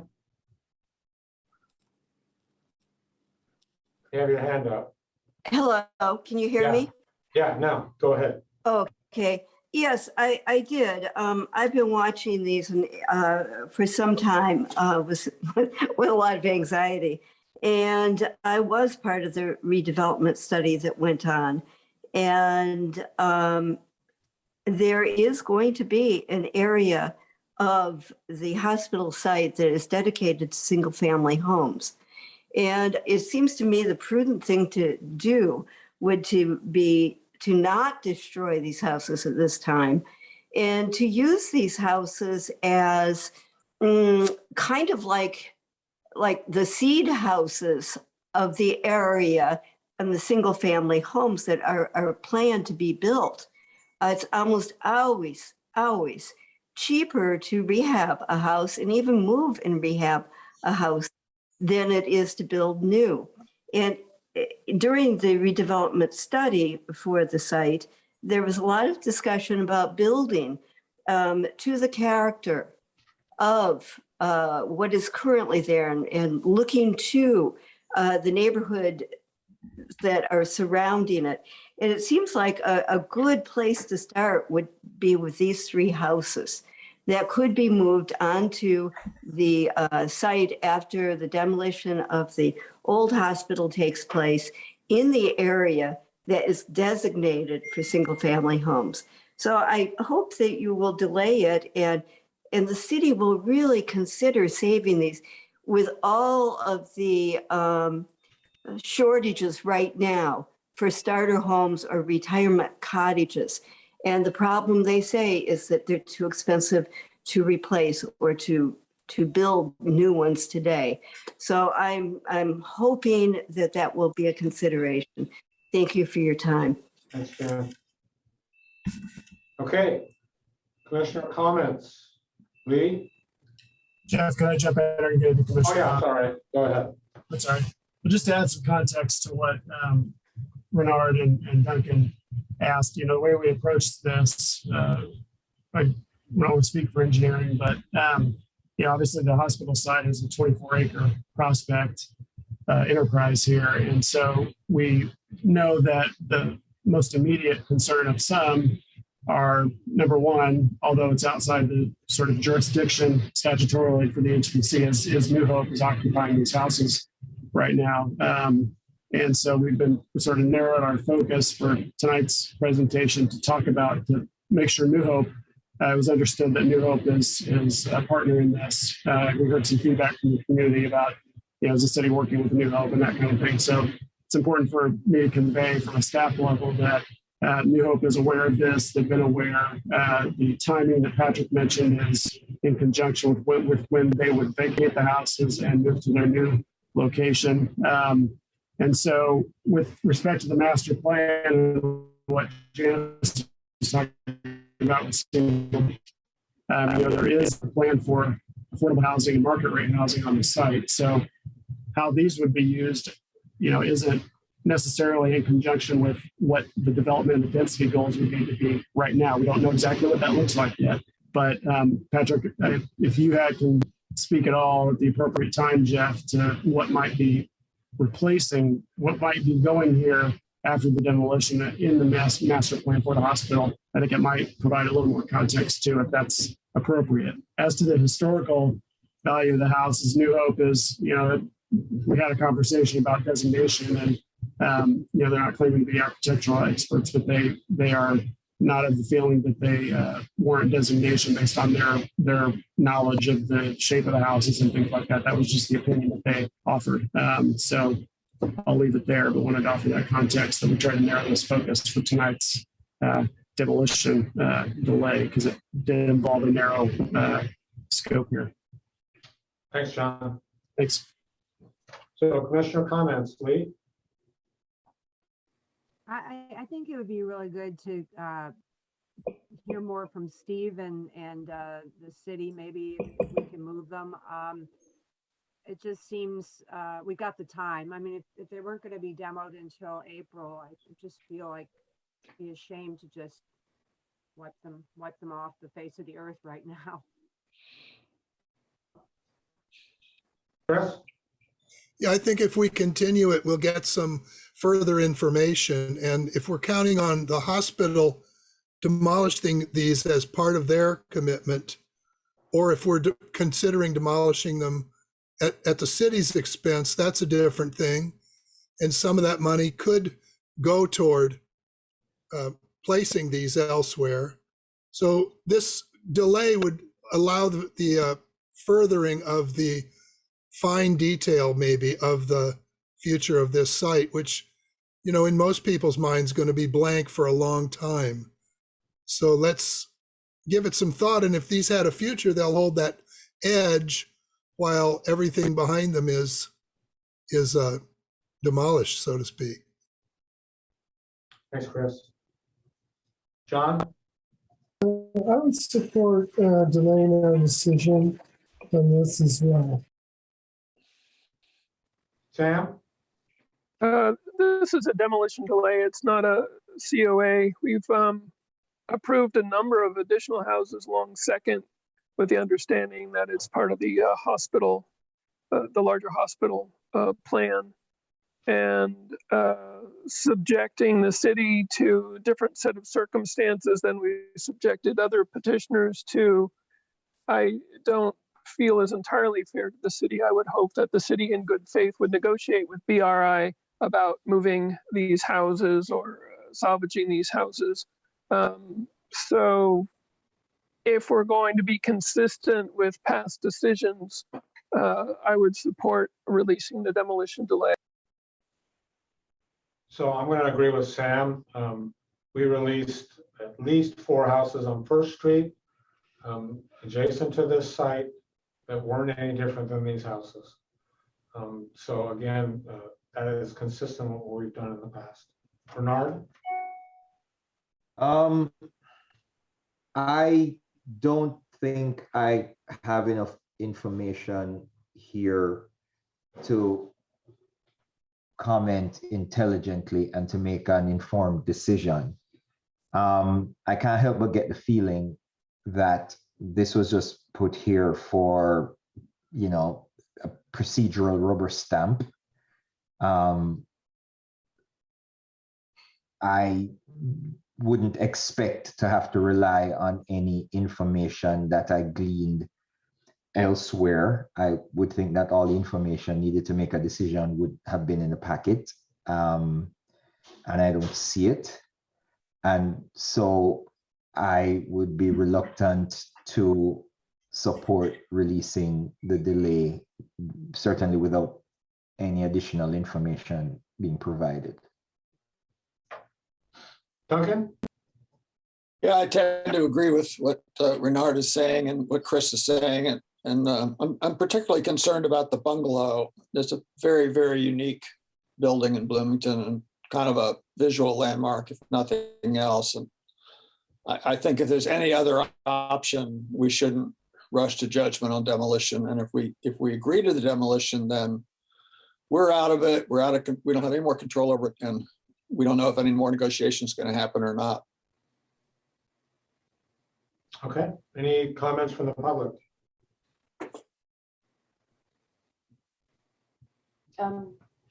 Juan, did you raise your hand? Yes, I did. Yeah, go ahead, Juan. Well, I stayed to watch these 3 houses to see how the behavior was on these answers.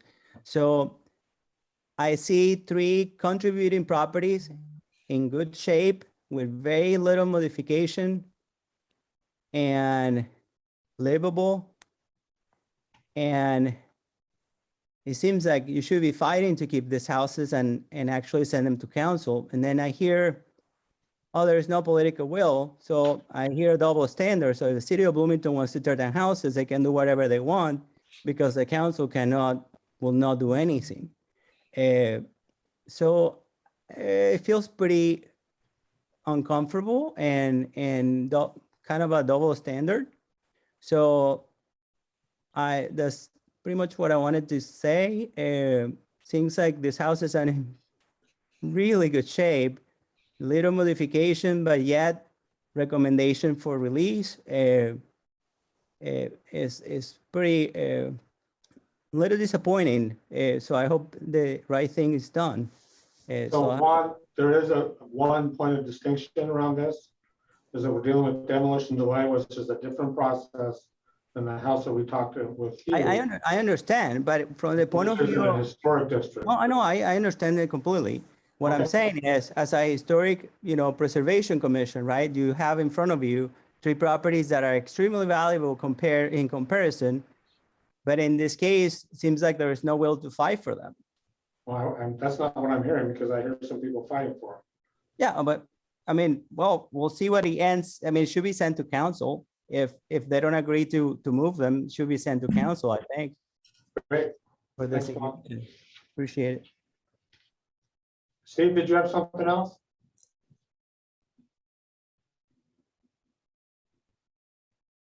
No, I don't. Thanks. Okay. Your hand's still up. Sam? Oh, sorry. Yeah, I just want to address what Juan said a little bit further, in that if something is in an historic district, it's treated entirely differently than if it is not in an historic district. If it's in an historic district already, such as the property that we looked at with you, then we know that there is already political will. There's a force motivated, and it comes under a different set of regulations. Looking at these houses, because they're within the hospital plan, and I think they're lovely little houses. I just don't see that the merit designation, which is a much higher standard than what you get when you look at a contributing house in an historic district. Thanks, Sam. Anything else, anybody? I'm not sure if it's part of the consideration, but there was discussion about affordable housing and shortage of housing for this area and in discussion with these homes. And I wanted to mention the vision of the master plan for this area is large amount of affordable housing and workforce housing. I understand that it's not single family and it doesn't lead to home ownership, but it is the goal of this area of the master plan is for large density to be able to do that, as it's not closer to the existing neighborhoods. And then as this moves towards the west, towards the neighborhoods more, the scale and the height and the density will decrease, and more residential homes, as referenced by another comment, are to the west of this project.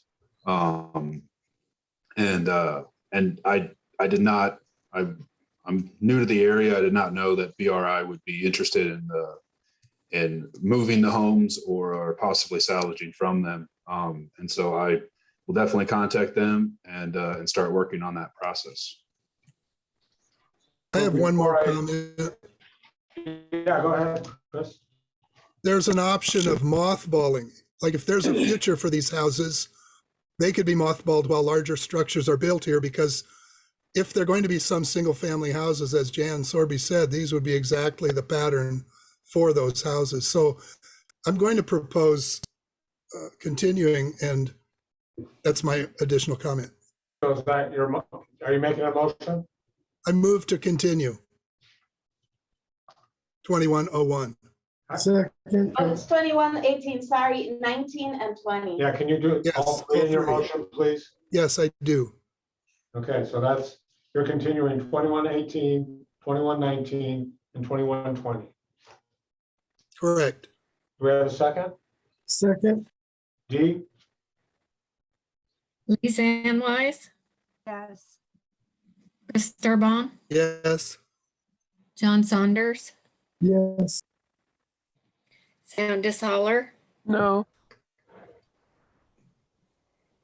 Renard Cross, Yes. Jeff Golden. Yes. Motion carries. Great. Thank you, Patrick. Thank you all for your time. Yeah. Let's move on to new business. Okay, so we have a few things for new business. Hopefully this will be a short process, but the first thing I did want to bring in is the Danielle Machetbel. Sorry, I don't want to butcher your name, but applied for the BHPC grant, the $500 grant for an expert preservationist to work on doing evaluations and work for historic buildings, mainly attached to the facade grant. And so this is the rehabilitation. They're proposing the rehabilitation of the entire building, but this would be mainly for the exterior of the building, including the reconstruction and replacement of the roof that has been destroyed by vandalism, removal of graffiti that covers all of the elevations, replacement of all the doors and windows. Unfortunately, the windows are extremely deteriorated. As beautiful as they are, replacing a concrete entryway along the north facade, and design of an ADA approved entrance in an appropriate location, and the addition of historic appropriate lighting. So the packet actually has more information that was written down in the application form. And yeah, so this is, I've never had my staff grant process before, want to bring it in, and I think I'm going to have to ask you, Jeff, and everybody else who will guide me through the process. Yes, Sam. Do you know if this property has undergone environmental remediation or if it's still kind of toxic? Danielle, are you here? Because I believe that it has, but when I spoke to I'm here and I'm happy to answer any questions. Yes, go for it. You are the expert. Yes, the building has been completely remediated and cleared. Fields Environmental, who also owns the building, before Rudy retired and sold his business, he did take care of all the remediation. So I do have that entire 6-inch thick binder that clears the building. I'm super excited about this. Yes, we do have the part 1 approval, tax credit project approval already from the National Park Service.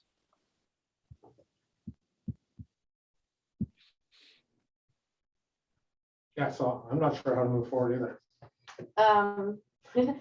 Danielle, you might be more of an expert, and you've applied for the facade grant in the past, but this is the facade grant. This is our local grant. I think the HPC has to approve of the grant.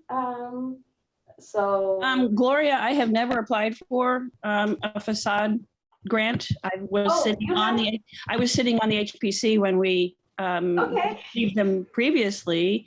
I don't know. I know Chris would have been on the HPC. Duncan has certainly been involved for a long time, but I think it's really just a discussion and then just an approval because the funds are, coming from your budget. So it's not quite as formal as a COA or a demolition delay, but that's more or less all I can tell you. Okay, just want to make sure that the HPC makes the final determination because it's the funding is under their name. Right. Sam, Right. Sam? And I'm happy to answer any questions about the project. Sam? So I guess my only question would be, since you're applying for funds from the HBC to hire someone, who are you going to hire and what are you going to have them do? I'm acting as the consultant for the fields on this project to do the exterior and interior tax credit work. Gotcha. So thank you. Is this a $10,000 grant? What is this? No, this is a $500 BHPC grant to help pay for the expert. Oh, well, let's just move and approve it. I move that we approve it. Go for it. You need a second. Second. E. Lisa Ann Wise,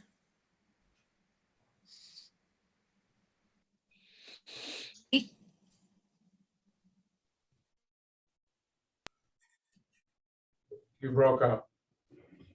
Lisa Ann Wise. Yes. Yes. Okay. Chris Starbaum, Yes. John Saunders, Yes. Sam DeSaller, Yes. Matt Seddon, Yes. Art Cross, Jeff Golden. Yes. Motion carries. Thank you. Thank you. Next. Thank Okay, you. next quick Thank item. you. No, thank you, Danielle. So next quick item, I was going to just upload, sorry. Oh no, how did this happen? Okay, I was just going to upload the calendar, but I wanted everybody to take a look at the 2022 calendar before uploading it, as we already have a date in December. December 30th as the final date for somebody to submit for the first HPC meeting in 2022. If anybody sees any wonkiness or anything that that you may have a quibble with, I can go ahead and edit it tomorrow before posting it. So yeah. Looks good to me. Okay. Anybody have a problem? Okay, I put it in the packet so everybody had some days to see it. The next item is the Cascades Park National Register nomination. I also sent, I believe I sent all of you the packet that was prepared for this. I already went through it, gave them my edits. They implemented the edits, send it back. The nomination form, there are 60 days. We're already kind of 60 days.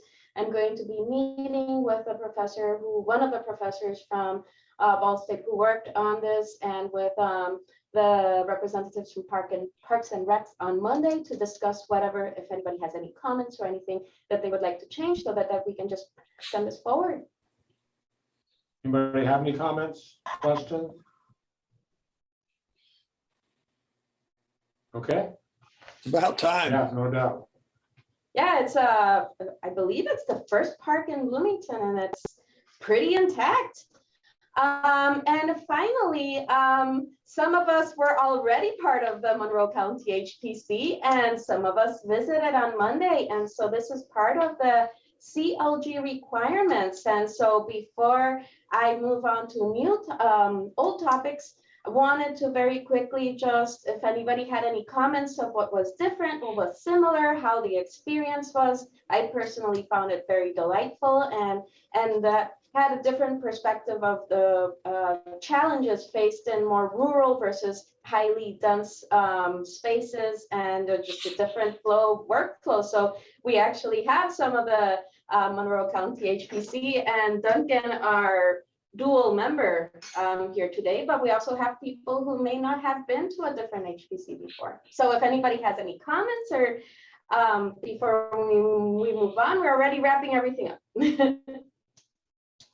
I thought it was interesting that they are just now considering demolition delay, and that they've experienced is that, escaped survey and escaped attention, just like we have still properties that aren't locally designated, and they're missing that tool. And they had an interesting discussion about adopting that tool, and then we had some comments about the political difficulties of adopting those tools, and same old, but it's interesting that we've been doing it for maybe 15 years, and they are missing it, and they need it. Yeah, I think in response to that, I just, the county review board is much younger than the city HPC in terms of experience, but also is only in the more recent years has had the kind of development pressure that the city has been experiencing for decades. And so in response to that, I think not just the board, the review board itself and members of the review board, but the county commissioners in particular, as well as council and the plan commission, have all responded, have all understood that what this development pressure means, and they're all finally, looking together at what the solutions might be. And demolition delay is one of a few that are being considered. So, yeah, we're growing up. Anybody else? I enjoyed seeing the different issues as well, just slightly different perspective, and I'm just chuckling because they would like to do a survey of their limestone walls, and I just kept thinking that is exactly the thing I would have bid on back when I was a archaeological and historic structures consultant, and with Google Earth you could cut the cost down. I mean, you could identify some and field check them, but I think it'd be a worthwhile thing for them to do. I hope they have some budget money for that. Well, I'm very grateful for Monroe County, their agency, for hosting us and for allowing us to, just being very welcoming and inviting. And so with that, we've actually fulfilled our CLG requirements for this year. There were 4 commissioners who visited, and Elizabeth Mitchell and I attended the camp conference earlier this year. So that makes 5 commissioners and 1 staff member.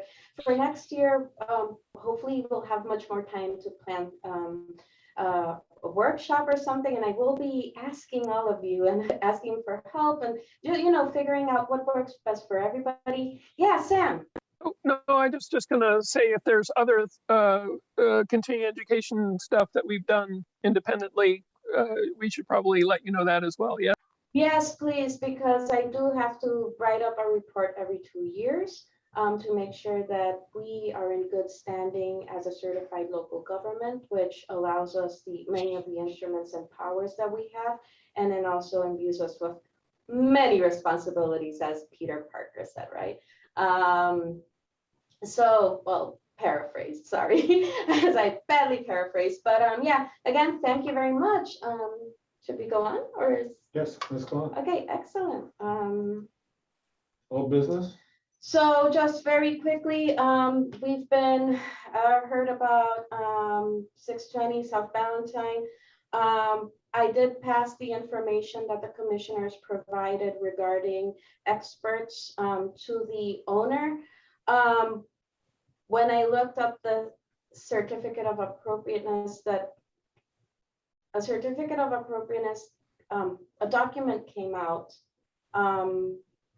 last year regarding this building that did give them 2 years, did give them 2 years to work on the repairs. They're 1 year in, so we legally are kind of bound towards what we can do. However, I am appreciating getting the updates. If Daniel's around, he can also comment a bit. But we're keeping a very sharp eye on this. I'm very disturbed that after speaking to the representative with Sean, that I'm hearing that potential buyers are not being made aware of the requirements that come along with this building. Yes, Sam?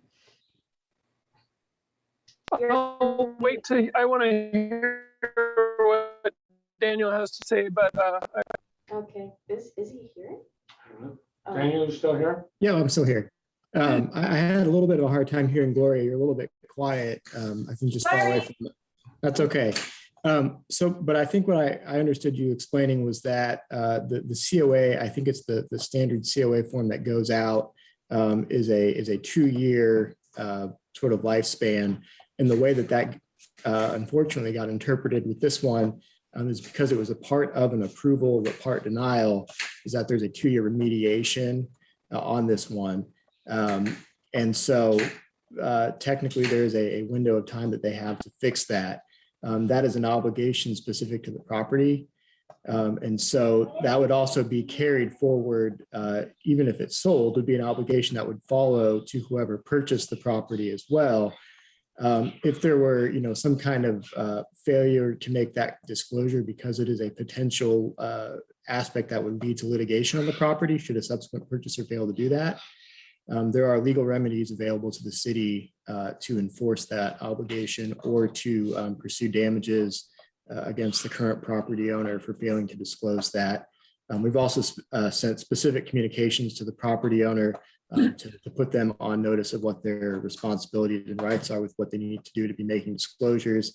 And I'm not a realtor professional or anything else like that, but I would assume that there are some form of ethical requirements for realtors to make disclosures to potential sellers about conditions that might impact their rights with the property as well.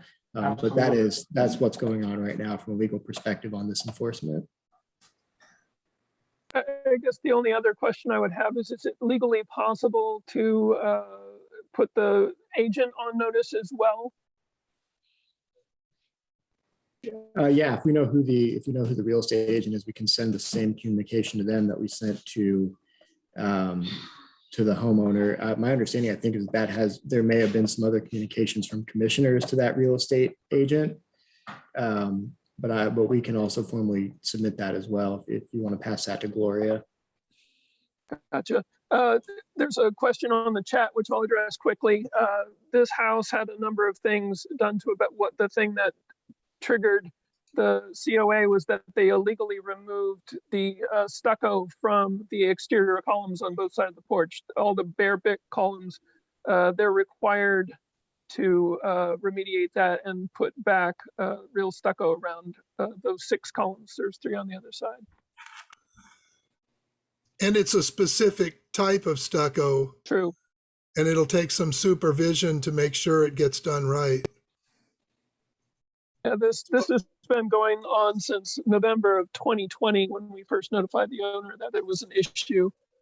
So it's not like they haven't had time. And I told Connor, Gloria's predecessor, I gave him, in case, because I didn't have the owner's contact information, I gave him some contacts for stucco people, plaster people, and I wanted to be very clear that this is not going to go away. I looked up Pebble Dash, and you stucco wet and throw the pebbles onto it, and it creates a surface with the pebbles being the color. And it's a skilled technique. And I told the realtor and the buyer, who happened to contact me for other reasons, this information. And I was checking out the cost of it, and there's an Indianapolis group that could do it, and he was going to actually find a price, which I said I would pass on to the potential buyer and realtor. But he estimated 17 to 20,000. Yeah, it's not cheap.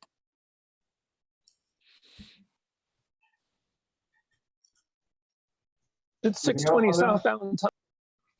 Yeah. Okay. So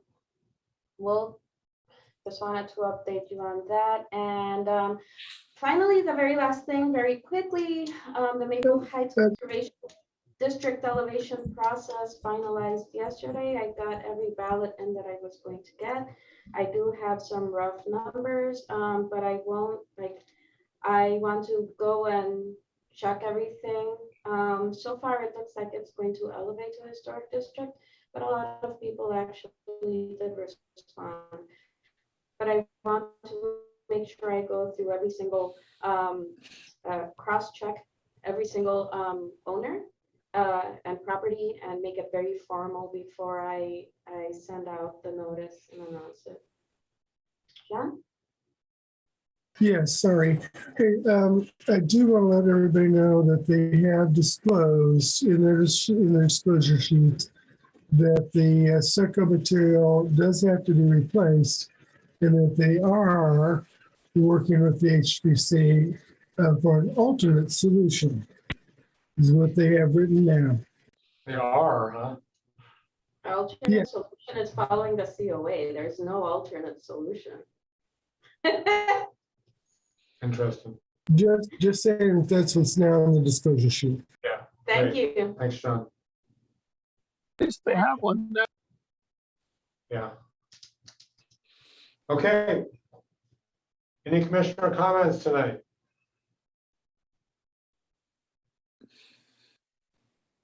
Great. Any public comments? Any announcements? Happy Thanksgiving. Yes, happy Thanksgiving, everybody. Thank you for your patience again. Have a great night. Good job on the meeting. Thank you. Good night.